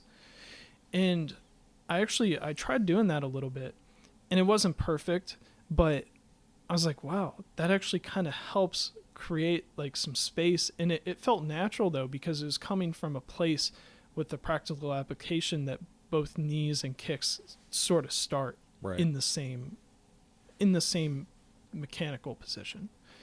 And I think that there's a lot that can be learned from all different arts and the applications of different forms and things like that. And I think the other reason that maybe a traditional martial arts gets a bad rep is because they're seen as old. Historically old, that's not useful today. You look at things like Kung Fu and you see swords and staffs, and I think staffs are super cool. Swords are cool, but what's the practical application of that? People may not see that and they think, oh, you're just whipping around a sword for show, but not actually doing anything with it. Well, and you know what's funny is you're absolutely right that, like, especially like arts like Wing Chun get a bad rap. Like, you'll see comments on different videos like, try that in the street. It's like, shut I see that up. all the time. And it's funny because if you look at UFC, Bellator, boxing, whatever else, there's trapping all over the place. Yeah. And, you know, they're not willing to call that the trapping from, you know, traditional martial arts like Wing Chun or Filipino martial arts and stuff like that. But if you're using it, guess what? It's useful. Yeah. But you have to take that modern approach with it. Yeah. Yeah. It's like, how do you get there? Yeah. So you may use that technique, but maybe you start using a Well, even look at, technique. I imagine you're doing some like catching and parrying and Thai boxing, right? Parrying, and so stuff like that. There's a trap, there's your hit. Like, it all is there. Yeah. And people don't ever look at it from that standpoint. Yeah. So it's just different ranges of combat. Mm-hmm. It's not so much of the style, it's how do you approach the style of combat to make it useful for what you need to have for the modern approach. Yeah. Everything has its merit. It's how do you use it? Yeah. And it takes a creative student and a very creative teacher. Because if the teacher's only going to sit to a strict guideline of traditional martial art, then they're going to be left behind if they don't evolve it. Still teach tradition, but make sure you add the modern approach to it also so you can see where it started to where it needs to go. Yeah. The art itself is kind of what you make of it, right? Mm-hmm. Because when we were talking earlier, I mentioned how, you know, there's these McDojos that'll teach you the BS, and then there's great teachers like I've had that'll teach you really good applications of martial arts. But it's like that's their intent, right? Mm-hmm. So it's not just the art itself, it's what the person does with it. And I think that's what's so, like, we sit here and we like, well, shit on like Kung Fu and this and that, and it's like, but it comes down to how you use it. It comes down to the person, right? It's similar with like everything else, right? Like with religion and things like that. Just because this person is bad or does something bad doesn't mean it's a result because they're a specific religion. Yeah. I feel like it's the same with martial arts. Like, it's become, especially nowadays, it's almost religious. Like, you have like, oh, I practice Muay Thai. That's why I keep trying to catch myself and say martial arts rather than say I practice Muay Thai, because I don't want to like get into that, like, this is like my religion, because there's other things. There's jiu-jitsu and all these other arts. And, you know, I'm kind of curious what your thoughts are on how that kind of came to be, especially in the United States, because I feel like we're so focused on being one specific thing, being one specific religion, being one specific type of martial artist. I'm curious where that came out of, because it seemed like Kung Fu and karate in the 60s and 70s, and I wasn't alive during that time, so I can't speak to that. I came in 86, so I'm not that old either. But, you know, it seems like they're very popular, right? Mm-hmm. Or at least that's what it seems like to me, because you have Bruce Lee, and then you have like what's the other guy? Chuck Norris. You have him, and then you've also got the guy from Black Belt Jones. Oh yeah. Jim Kelly. Yeah. So you have guys like him who I think he did karate. Jim Kelly. Yeah, I love that.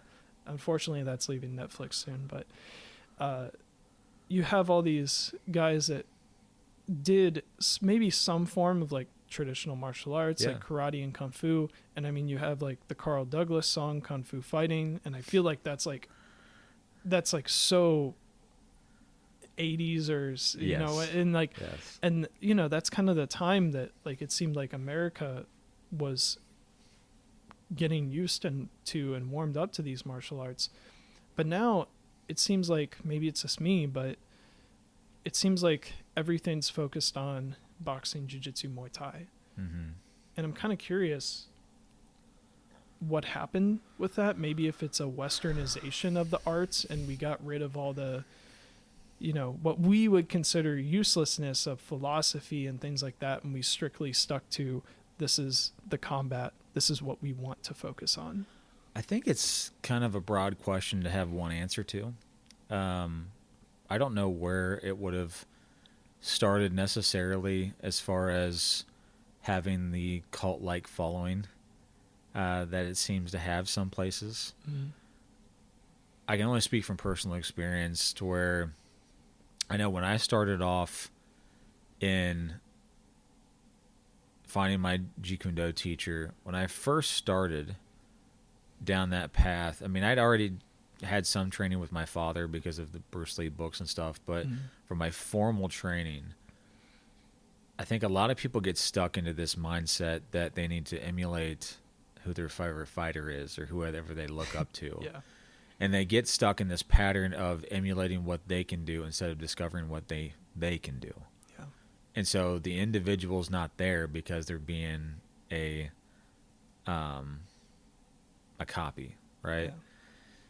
But if you don't take that time to get away from that copy and start understanding who you can be as your own personal martial artist, own personal fighter, you're going to constantly be stuck in that cult-like position, right? Yeah. And I use cult because some people get into this like hugely defensive, like, this is the best, this is the only thing that works, and it's like, shut up. Yeah. Like, there's a lot of things that have merit other than your thing. Yeah. And and I was guilty of that. Like, I was trying to emulate Bruce Lee because I had a bunch of respect for Bruce Lee. I knew that he was a complete fighter, and I wanted to be that. Yeah. And the fact of the matter, though, is, Bruce Lee is built different. Yeah. I'm built different. Everyone is unique. Like, I can't focus my training in the same way that he focused his training. I can take inspiration from it, but I can't expect for what worked for him to work for me. Yeah. And so we have to take those steps to where you can have inspiration come from anywhere. But if you don't take the time to help it evolve and fit to what you need and make it yours, you're doing a disservice to yourself and the art. Yeah. And so, and I'm trying to think, there's we talk about it in the martial mindset class, right? Yeah. To where it's just like, it's great to have inspiration. It's great to have idols. It's great to have, if you take a routine from someplace else, such as a workout, like, it's great to have that initial routine. But if you don't fit it to what you need for your body type or your mindset, like, you're not going to get out of it what you need to. Yeah. And so I think that's where it gets stuck. I don't know where it started, but that's kind of what happens. Like, people look at UFC and they start training at a Muay Thai gym because they want to fight like Conor McGregor. Yeah. Well, Conor McGregor sometimes can't even fight like Conor McGregor, right? And so it's like, you have to find your own unique way of being. Yeah. You can't get stuck on trying to pretend like you're somebody else. Yeah. You can have fun with that. Like, I'd hit pads with guys and do Bruce Lee yells and stuff like that, and it's fun. It's a fun way to fight. But it's not realistic for me. And movie fighting is not realistic of actual application. Oh, no. Yeah. Movie fighting is this glamorous flying kicks, big wide moves, punches, when an actual application to self-defense and like fighting outside of a movie is simple and usually boring. Yeah. It usually happens pretty quick. It's usually over. Like, so it's all comes down to mindset. And I don't know when that mind shift happened. I just know that, 70s and 80s when Bruce Lee was insanely popular, Chuck Norris, Van Damme, stuff like that was getting more popular. Mm-hmm. Like, everyone started to try to emulate and wanted to get in training, which is great for getting them in the door of training martial arts so that those different schools and practitioners could have a lifestyle of health, and that the instructors who own those gyms could be successful and provide for their family. Yeah. But like you said, the problem that it gets into be is it's such a one-directional thing of you are only pointed forward, you're missing everything else that's happening around you. Yeah. Yeah. Yeah. I'm curious kind of what your thoughts are on how has you touched on this already with how martial arts has changed a little bit in your life. Yeah. And I'm curious, over the course of your life, what are some of the big differences you've noticed maybe 10, 20 years ago versus now? I'm assuming like the internet has played a big role in that. And I'm also curious what your thoughts are on the Western idea of martial arts. So what are some things that we get right and wrong here in like the United States, like the Western take on? I guess that's a bad question to ask because sometimes there's not really a right or wrong answer, but I'm curious what your thoughts are on how we train, study, and portray martial arts in the West versus maybe some of the more traditional forms that we see in other countries. So that's kind of a two-pronged question.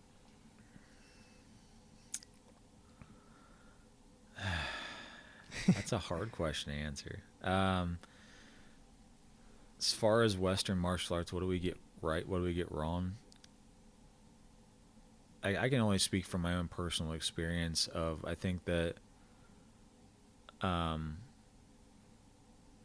because not everywhere in Western martial arts do they do the same concepts and things, right? So it's not a simple one-minded answer.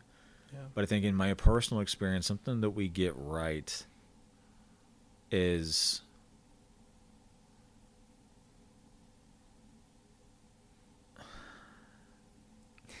yeah, this is a hard question to answer. Yeah.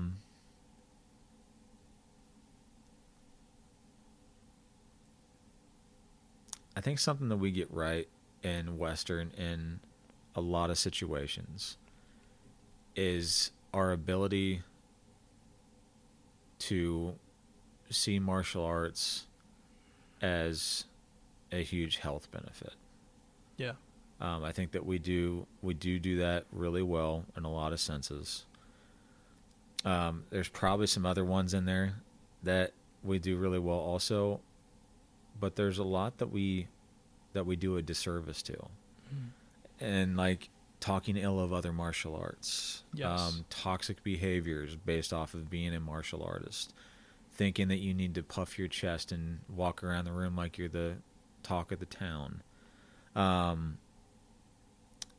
Youth martial arts,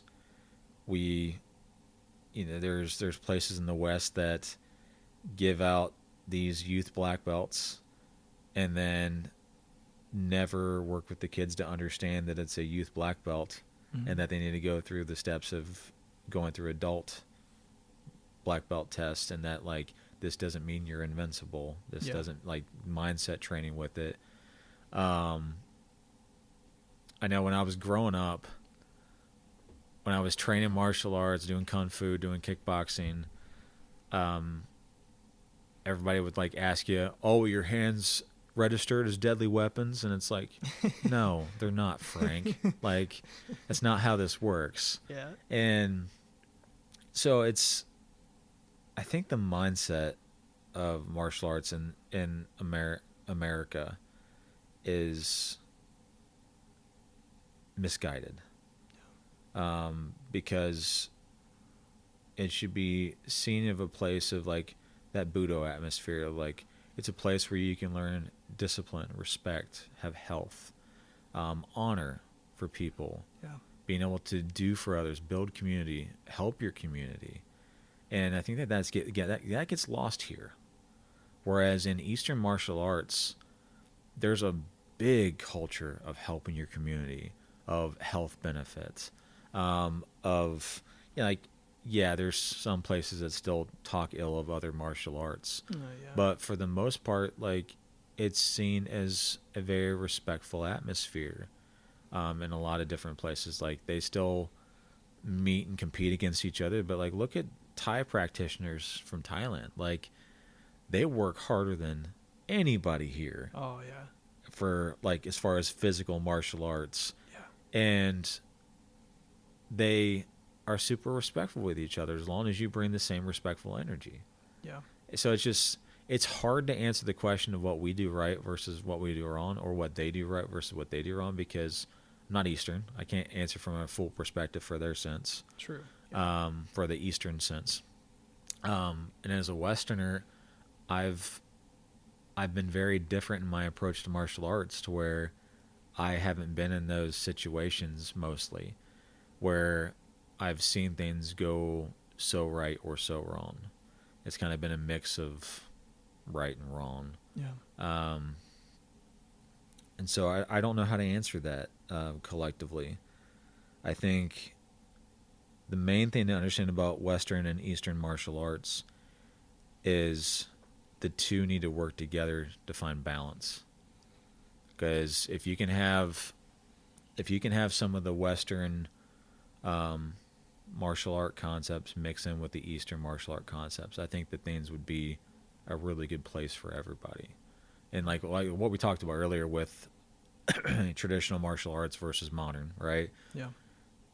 Over, in the States, we do a lot of modern type sparring, modern type martial arts. I think if some schools, as far as Eastern approach, did more modern approach with their traditional, they'd be in a lot better place. And I think if our hardcore MMA style bullshit over here, that if they would take a little bit more humble approach to Eastern and understand some of the traditions that their art came from, that they would be better off for it. Yeah. So we can definitely learn from both sides. Absolutely. So now, for the last part of this, I would like to talk a little bit more about your philosophy and also your recent health complications and kind of how that's affected you. So when I first started in martial arts, specifically judo and jiu-jitsu in your class, you were actually still currently on dialysis. Yeah. You were on dialysis and you were still teaching us. I know you weren't necessarily rolling and doing very like serious exercise, but you're still teaching us. Mm-hmm. And I'm curious kind of, maybe what you learned in your life from martial arts and all of these principles that you applied to that. I guess what I'm just trying to ask is, how did you do it?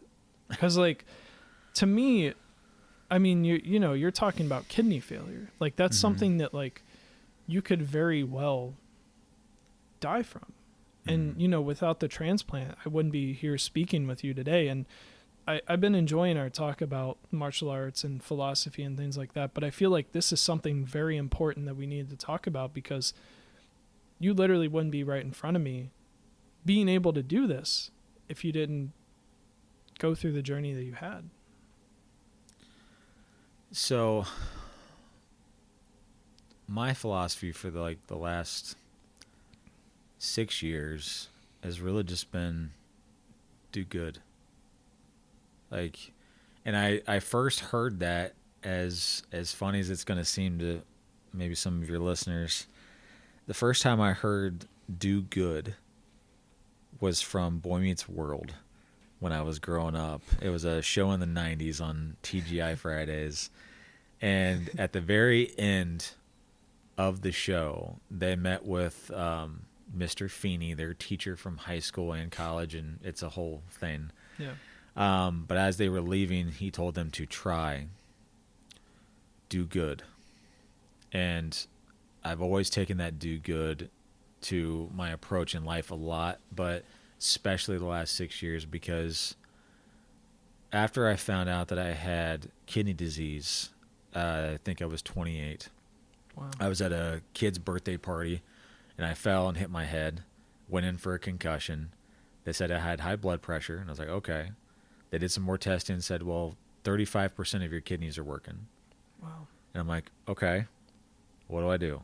Like, oh, eat healthy, should be fine. And it's like, very vague answer, but okay. Yeah. And so I had a biopsy. They didn't really come back with anything except for that I had pre-scarring on my kidneys from when I was a baby. and that mixed with unchecked high blood pressure was probably the cause. But I'd been to the doctor before, so I didn't understand why it wasn't caught. But regardless, so I struggled with it at first because my dad had kidney failure and had to get a transplant and all that before me.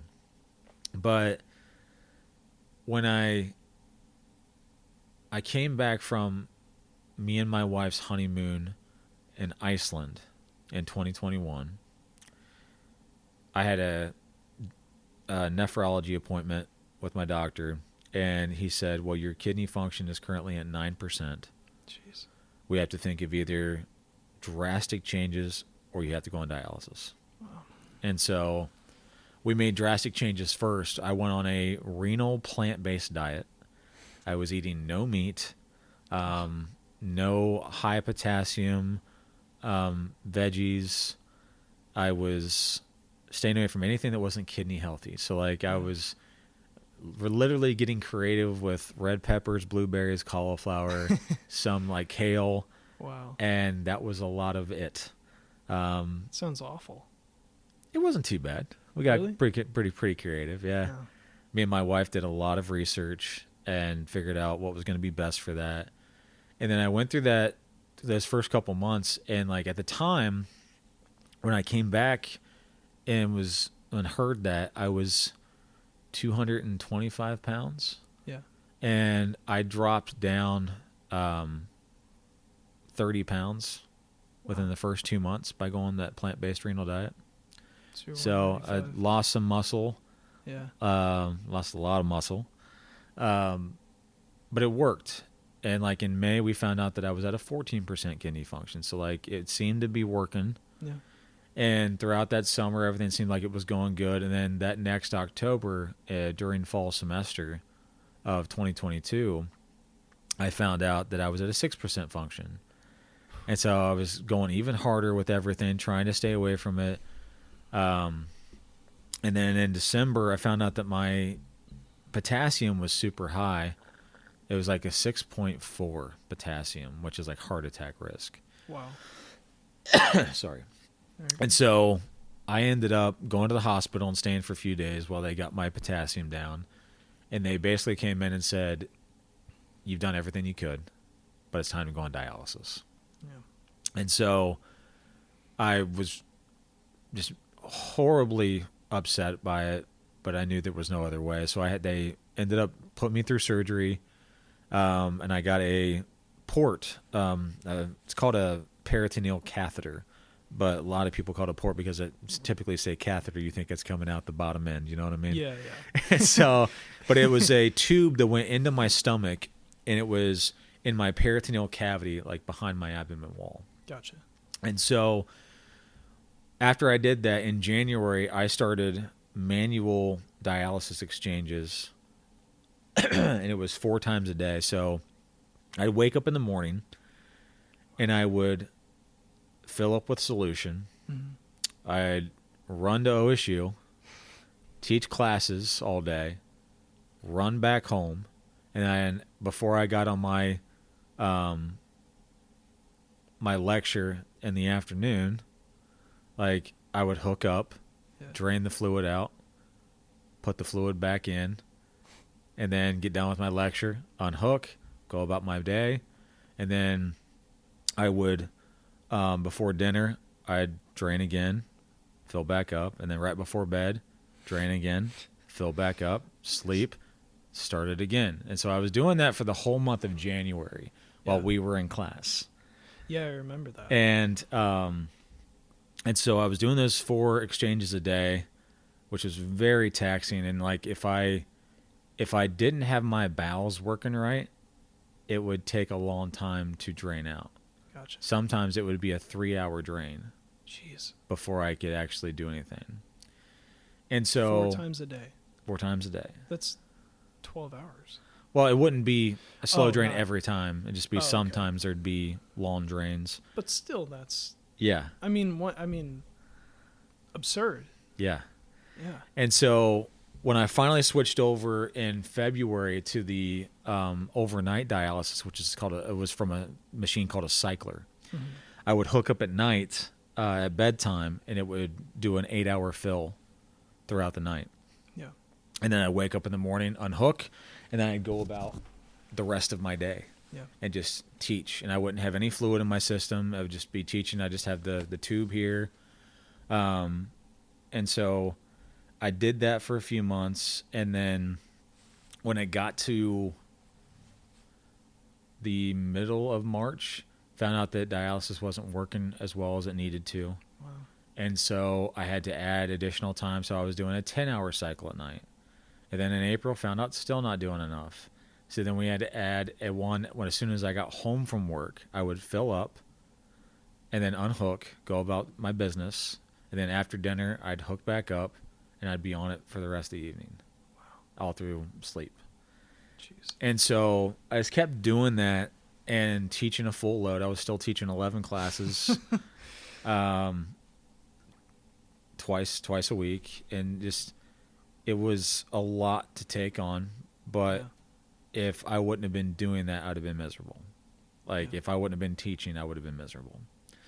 Because teaching gives me a lot of purpose. And so it also allowed me to, like, when I was working with you guys that semester and you saw what I was going through, you guys got to not only see it firsthand, somebody being transparent with you, like maybe other professors haven't been in the past, like exclusively transparent. Yeah. But I also had so much compassion from you guys that you guys put in a ton of great work. You showed more compassion to each other because of it. So I was able to do more good while going through dialysis than I ever had before. Yeah. And so while I was going through that, I was super tired all the time, but I always promised you guys my A-game energy, and I always brought it. But then I'd go home and I'd just be dead to the world. Yeah. Because I'd taxed out the rest of the day. And I was doing that from January until June. And June is when I found out that I had my living donor. Yeah. But the thing that I didn't understand about who my living donor was is one of my students, Carl, if you listen to this, I love you, from Eskrima, so Filipino martial arts. He was so inspired by my story and working with me over the semester that he secretly tested throughout the semester. And when he graduated, he went to Europe, and that's when he got the call. Was like a couple days of him being in Europe on his graduating trip, that he was a match. And so he came back, we went to coffee, and he told me he was my donor. And we've been doing dinners and lunches ever since, meeting his family, doing New Year's together, birthdays. Yeah. And I'm actually going to see him this Sunday for the pinwheel planting for organ donation at Ohio State. Oh, wow. And it's just crazy to me. And then after that, when we knew that we had a transplant, they didn't change anything with my dialysis. They just kept monitoring me. Mm-hmm. And over that summer, I took some trips. And, you know, when I took a trip to DC with my wife twice, but by doing that, I had to take all my dialysis equipment with me. So we had the back end of our SUV packed in with the cycler and like 10 to 12 boxes of solution for me to use on the trip. God. All the stuff, suitcases in the back seats. And then I'd have to, when I was on the trip, I'd be able to go and like do things with her throughout the day. But then at night when she was like going to dinner with everybody, I'd be back in the hotel hooking up because I couldn't be out with them. And that was super frustrating to go through. But when I got to fall semester started, and I had 2 weeks until my transplant was going to happen. And so I told everybody on syllabus day, I was like, listen, we're going to have a real solid week of first classes. And then after that, I'm going to be gone for a couple weeks. Yeah. And I told them what was going on. And so that first week, we drilled hard, learned as much as we could in that first week, and I gave them video supplements to make sure they could keep up on stuff while they were gone. And then I went for transplant, and transplant went extremely well. When I went into transplant, I had a 3% kidney function, and dialysis was not going to be working at home anymore. I was going to have to go to facility Yeah. if I wouldn't have had transplant. But transplant went really well. There was a few complications afterwards, but it was minor things of just having to stay in the hospital another week. And 3 weeks out, I went back to teaching. I came back to the university and I sat in a chair and I taught from a chair and kept on doing what I wanted to do. Yeah. And my wife came with me to make sure I wasn't going to do anything stupid. But all the students were super, super wonderful. And throughout the semester, I got stronger and started being able to walk around the room a little bit more. Because when I first had a transplant, so for anybody listening, they don't remove your old kidneys. So I've got 3 kidneys in me currently. The new one got put in my front right abdomen. Yeah. So it's like right here, right behind my wall. Yeah. And so when they do that, they cut the nerve endings here in the hip line so they can make that happen. And it creates your right leg to kind of just be like a baby giraffe just born. You can't really walk on it. Yeah. And so I had to build my leg muscle back through different like squat actions at home, walking around. And so over the course of the semester, I did that, had some really good checkups, and finished off the semester nice and strong.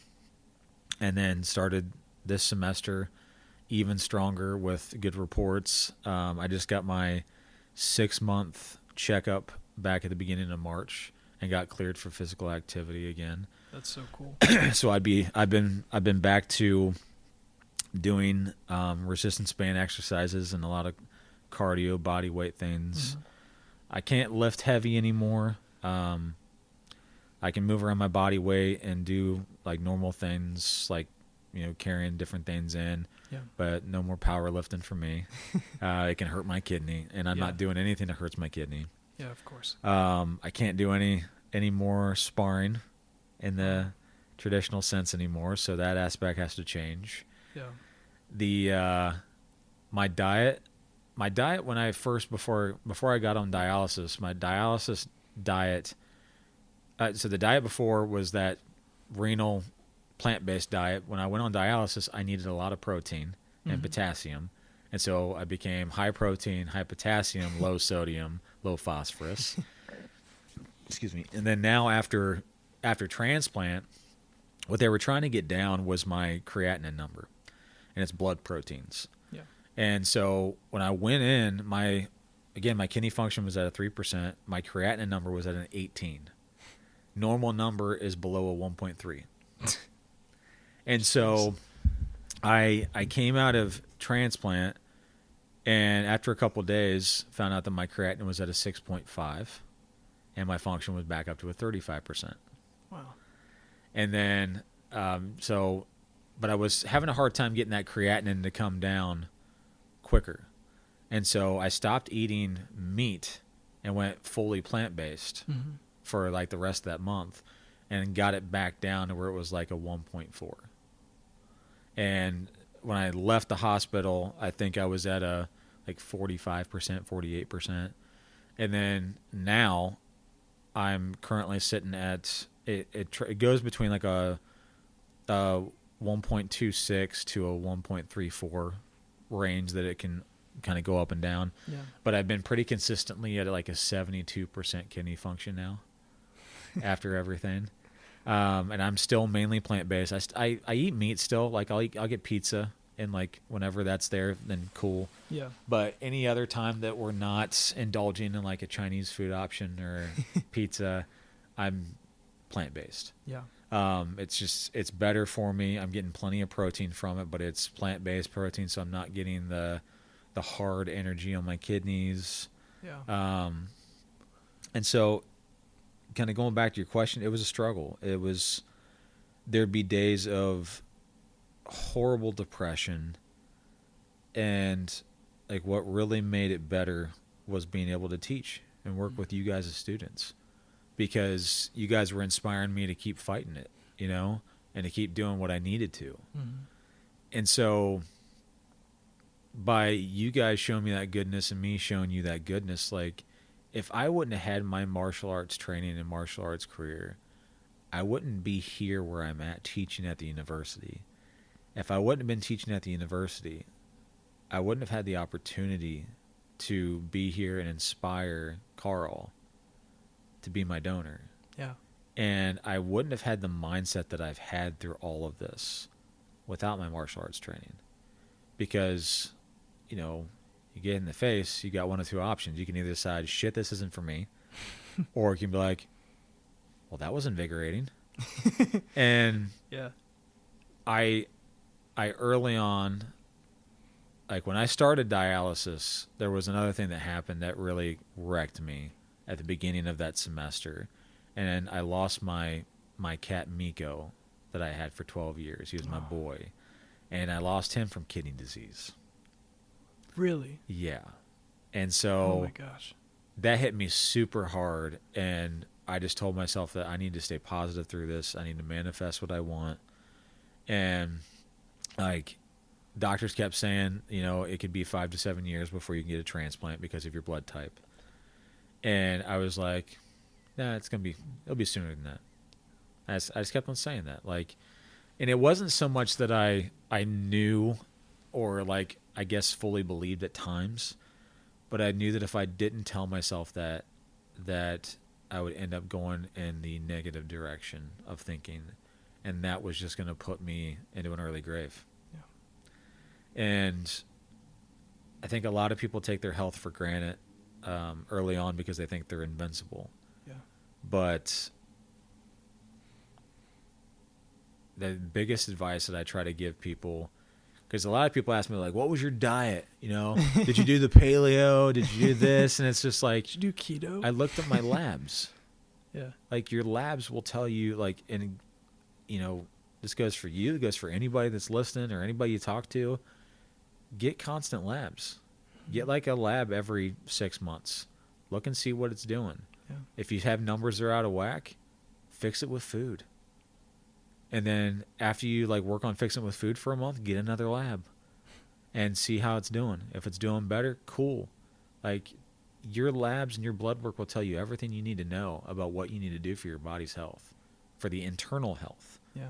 The outward health, like, we already know working out helps, but if you don't have your labs being in those same good situations, it's not going to help how much you work out. You can work out until like you're just a sweat puddle on the floor and you can't get up.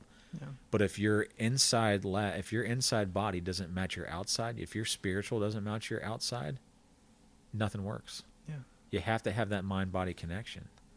And so you have to think, what's the best ways of me approaching my health to get the best result? And that's what me and my wife did. And I keep saying me and my wife because I might have been going through kidney disease, kidney failure, but she was there every step of the way. And I wouldn't be here without her. Sorry. No, it's okay. Because she went through it with me. Yeah.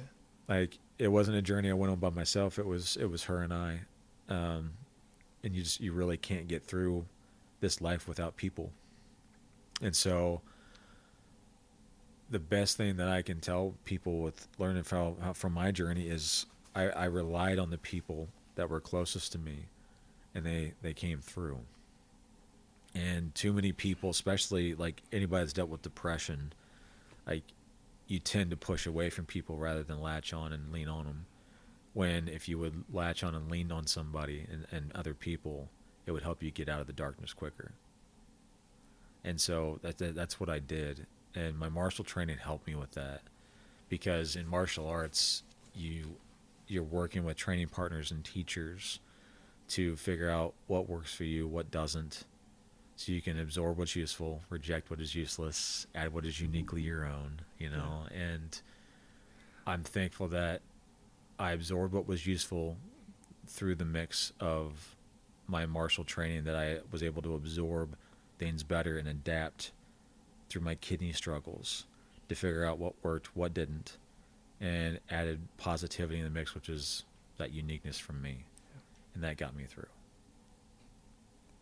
Well, I wish I didn't have to speak, because I don't know what to say. I mean, I know what to say, but, you know, just like,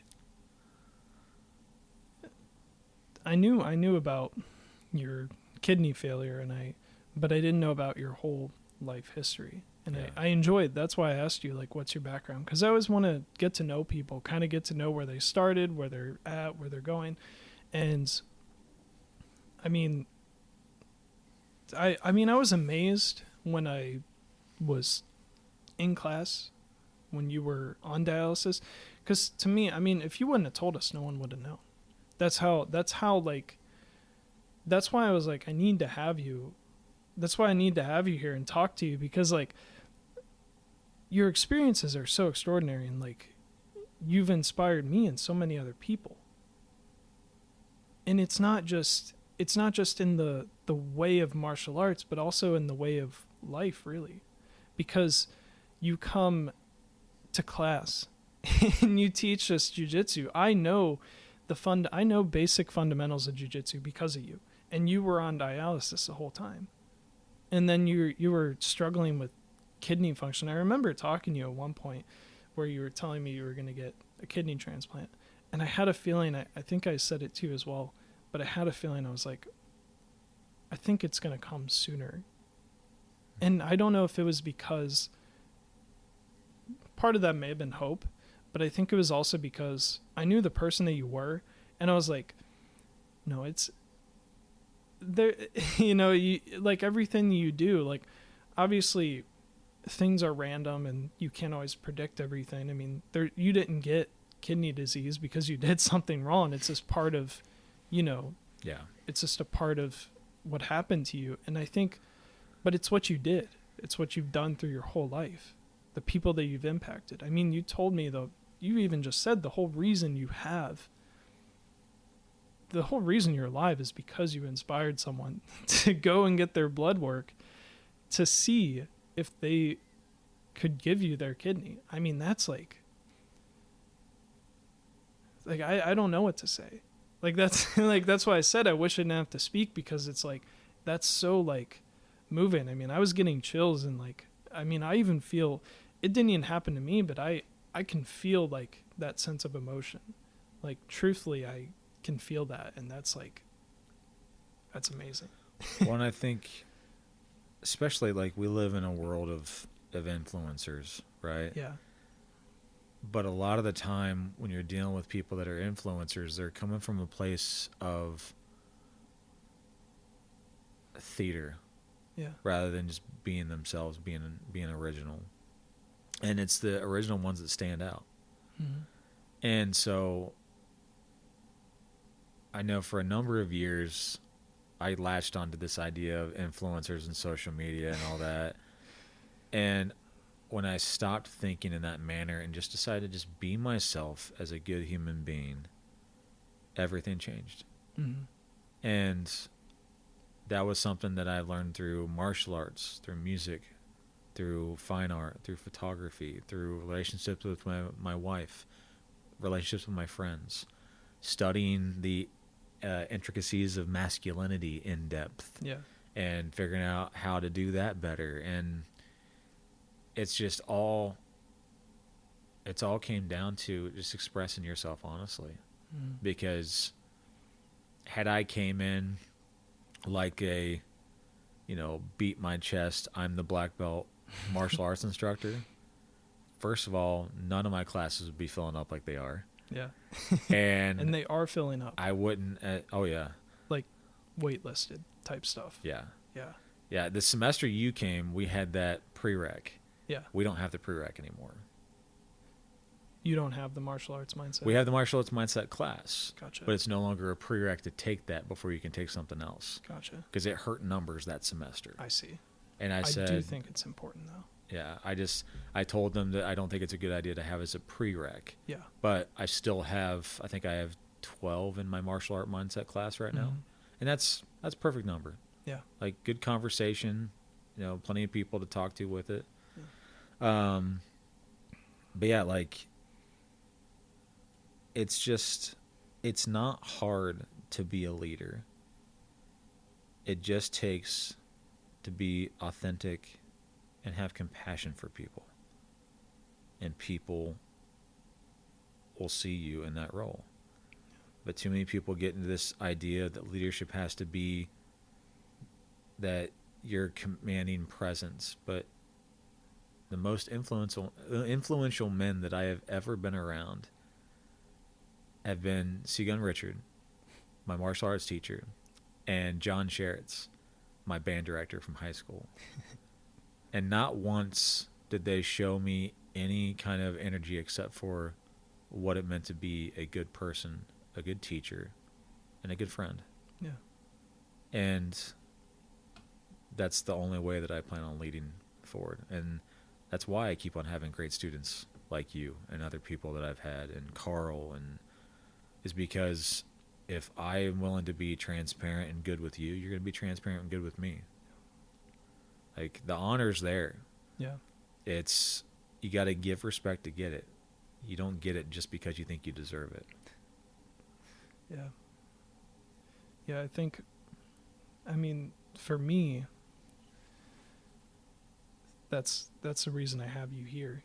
You know, that's the reason I want to have you on my podcast is, you know, you talk about depression and how that affected you when you were going through dialysis and all these things. And I feel like when you're doing something that you love, you're so focused on it that it makes those emotions, those negative emotions, kind of go away. Mm-hmm. And I can only imagine, you know, I've had to take days off for maybe a couple bruises or something, but I can only imagine, you know, the struggles that you've had to go through not being able to do the activity for so long because of your health. And 3 years. Yeah. And I mean, it's crazy because you were teaching us the whole time you had this kidney failure, and then you get your transplant, and it's like, I met you at a time where, like, you know, your health was very much on the line. Mm-hmm. And you gave to me, and a lot of other people I'm sure can attest to this, you gave me a lot of knowledge and skills and respect and like a whole way of like rediscovering life, really, while you were very sick. Like that's to me, that's why I wanted to talk to you. That's why I wanted to have you here, because that's life changing. You know what I mean? Like, it's not just you coming in and teaching me martial arts or teaching us a new technique. It's you're going out of your way to do this while you're very ill. And to me, that's amazing. To me, that's why, like, every time I talk to you, I'm like, I can't imagine. It's amazing. Like, it literally, it's one of the, I always feel like I have something to say, even when I'm, you know, even when, but, you know, I sometimes I don't know what to say, because that's just like how grateful I am, because it didn't hit me as I was until now, you know, that I was coming and getting ready to do this podcast. I had it in the back of my mind. I knew that, you know, I wanted to come and talk to you, and that these are all the reasons why. But it didn't hit me that, you know, I'm very lucky to be talking to you. Lucky to be talking to you. And I mean, yeah, you know, I'm not trying to be dramatic or anything, but I think, like, you know, I talk about like feeling alive and everything, and it's just like, it's amazing. Like, I'm so happy to be here and talk with you. And I really appreciate it. I mean, glad to be here. Yeah, just amazing. So thank you. You know, this is my first podcast interview. First podcast. So, yeah. Good. But that I wasn't behind. That's okay. But you know, I know that I have to, obviously I have to be professional when I'm talking on a podcast, but, you know, truly I do want to thank you for everything you've done, not just for me, but for all the people that you've impacted and all the people that you've taught, because It's amazing, man. Like, I don't know how else to say it. It's just amazing. Like, you teach martial arts, and even after having like a, kidney failure, you come back and you say, well, I can't spar anymore, but I'm still going to teach and I'm still going to train. Like, that's like, you want to talk about, we see these books, like that book there, The Way of the Warrior, or The Warrior Within, the warrior mindset. Like, man, you want to talk about a real, like, warrior mindset. That's what that is, and like, yeah, this is exactly like what I wanted to share with people. And I'm surprised. Like I said, I don't know what to say. I appreciate that. Yeah. So thanks for everything that you do. Because, I mean, I do it because I love the martial arts. Yeah. I do it because I want to pass on the lessons that I've been able to learn and pass on the memory of my teacher, Seagun Richard. Yeah. Pass on the things that I learned from my band director, John Sherritts. Pass on things I learned from my father, my mother, and the things that I've learned through the way of learning more about myself and exploring more of myself, thanks to being with my wife and having the space to do so. Yeah. I think, it just goes to show that the type of person you are and who you choose to be and who you express yourself as goes a long way. Yeah. And that's why we're here today. That's why, you're here today. And I think that's amazing. And I've never, you always hear stories about people surviving different things, but I mean, you're the first person that I've met that has such an extraordinary story like this. And I'm sure there's many others, but like, that was something that, like, when I was doing this podcast, I was like, I need to have him on. I need to have him, because I knew that's exactly what you were all about. And I appreciate that. Thank you for sharing that. I know that's, I mean, for me, I'm a little shook just listening to that, but, thank you for sharing that. Yeah. And no, I'm an open book. I want people to hear what's happened, because if it helps just one person, that's enough. Yeah. Well, it's definitely helped me, so I can tell you that. But so the last thing I wanted to talk about just before we wrap up here is, now that you have a new kidney and your life is so, I mean, it's probably way better. I feel more energy now than I did in my 20s. It's amazing. I'm glad to hear that. But what are some of the projects in both your career or at the university or in your personal life are you working on? I know you've got some business ventures that you're doing, or I know you've also been advocating for a lot of the martial arts mindset stuff here at the university. I'm just kind of curious. So here at the university, I'm working on developing some new classes. I've been doing that in collaboration with a few of my instructors also that I work with. Mm-hmm. So we're going to be adding a jiu-jitsu class, strictly jiu-jitsu, and a Muay Thai class, hopefully by spring of 2025. Mm-hmm. And then I'm developing martial art culture from around the world class. Oh, that's cool. Which would be every 4 weeks we're on a different continent learning about a different martial art from that continent. And so that'll be a really cool course. And then I'm figuring out how I can develop a Jeet Kune Do course also in the future. But I mean, really my future goals for the university is just hiring on some new really good instructors so that I can open up the door for more classes, mm-hmm. And start kind of focusing my attention on some of the other places that I want to focus on more. Yeah. Like, the men's self-defense program, the Eskrima program, because I'd like to add a level 2 of the Filipino martial arts class. Yes. And then as far as personal, my future goals really come down to I've got my business, Gall Studios, that I'm trying to work up and launch sometime in May, offering up portrait photography, shots of like people's, old houses and barns if they're wanting to have it be, a centerpiece somewhere in their house or something to remember. Yeah.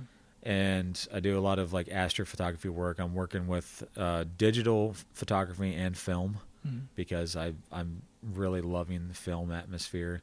I love the pullback of the camera and the physical aspect instead of it being technologically based. All the sensory. Yeah. And so that's my big goal moving forward, along with doing some more house projects at me and my wife's house in Marysville and seeing what happens next for our family and kind of going down that route. Also, I just started getting back to my fitness journey, and so I'm hoping that within the next couple months I can be back to feeling really good physically so that I can hopefully do some type of a race or something with my brother Carl so that we can go into the next phase of life after he donated and I received, healthy and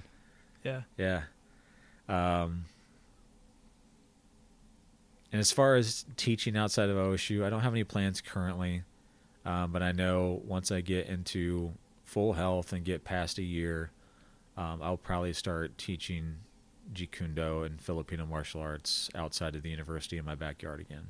Well, you've got at least one student. Yeah. I can guarantee that. I love the atmosphere of a backyard session. It's a little bit more personable. So I think that's a big route of how I'm wanting to go in the future. Yeah, of course.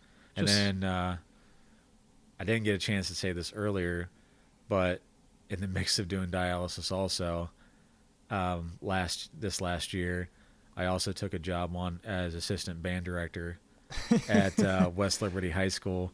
And so I'll have marching band season coming up pretty soon in the summer. Band camp and that's so funny, man. I don't slow down, man. No, I was gonna say even when you're on dialysis, it seems like you just speed up when it seems like anything that comes your way, you just turn around and say, I need another thing to do. Yeah.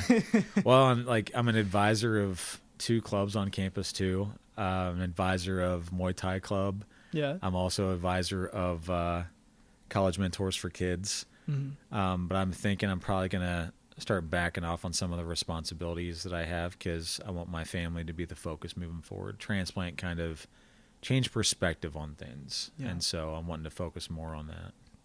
Yeah. And I'm sure with all of the inspiration and all the people you've worked with, I'm sure that a lot of those programs will still thrive. Yeah. So I wouldn't be concerned, with expanding these classes because you've done so much to expand them and share your knowledge that I feel like that sometimes just getting it started and getting that momentum is all it needs. And then it takes off from there.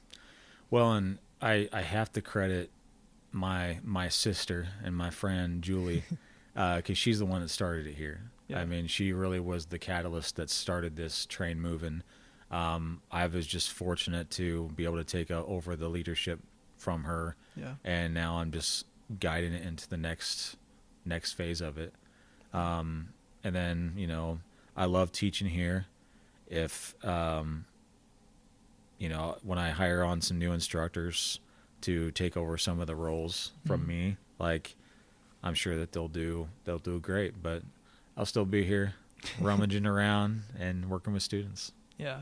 And I do want to say Julie is great. And the reason I want to point that out is because she was my martial arts mindset instructor. So, and we have the same training background, same teacher. Yeah. Yeah. That's what she said. And, just a really positive impact from her too. Yeah. So I do want to, I'm sure there will come a time where I'll email her and be like, hey, remember me? Oh, no. She's amazing because I don't know if I ever told you this story, but the first time I met Julie was at a Muay Thai seminar with Seagun Richard. It was the first day it was Muay Thai. Yeah. We partnered up together, and I was holding pads for her, and she nearly kicked me through a wall. And I was like, oh, we're going to be best friends. Yeah. So, no, she's one of my close friends, Mhm. and I'm very lucky to have her in my life. For sure. So, on that note, I guess the last thing that I would like to ask you is, since you are a martial arts instructor and an artist of life in general, is there any last piece of advice that you'd like to share just for anyone listening? Maybe, I know you mentioned earlier, do good was kind of your mantra. I was curious if there's anything else that you would like to share, just as throw that out there. And you can take a minute to think about that, because it's a very I think I'll say the same thing that's in my Instagram bio, because it's kind of how I'm doing things now. Lead with your heart and live boldly, because you get one life. Yeah. Make it spectacular. Yeah. I love that. Yeah. Well, thank you for coming on the podcast today. I really appreciate having you. Pleasure to be here. Thank you.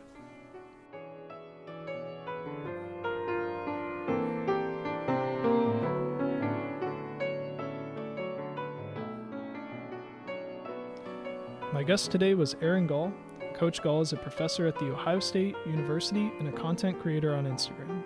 If you are interested in learning more about Aaron Gall's work, check out his Instagram page at Aaron Lewis Gall on Instagram.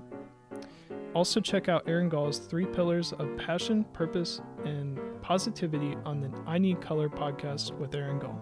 For more philosophy, self-help, health, and historical content, tune in here once a month to Spotify, YouTube, Apple Music, or wherever you get your podcasts. Follow us here and on Instagram at TNHP_podcast for updates, content releases, free resources, or everything TNHP. Subscribe to our new mailing list. I am your host, Michael Swigert, and I thank you for joining me today on the New Human Project podcast.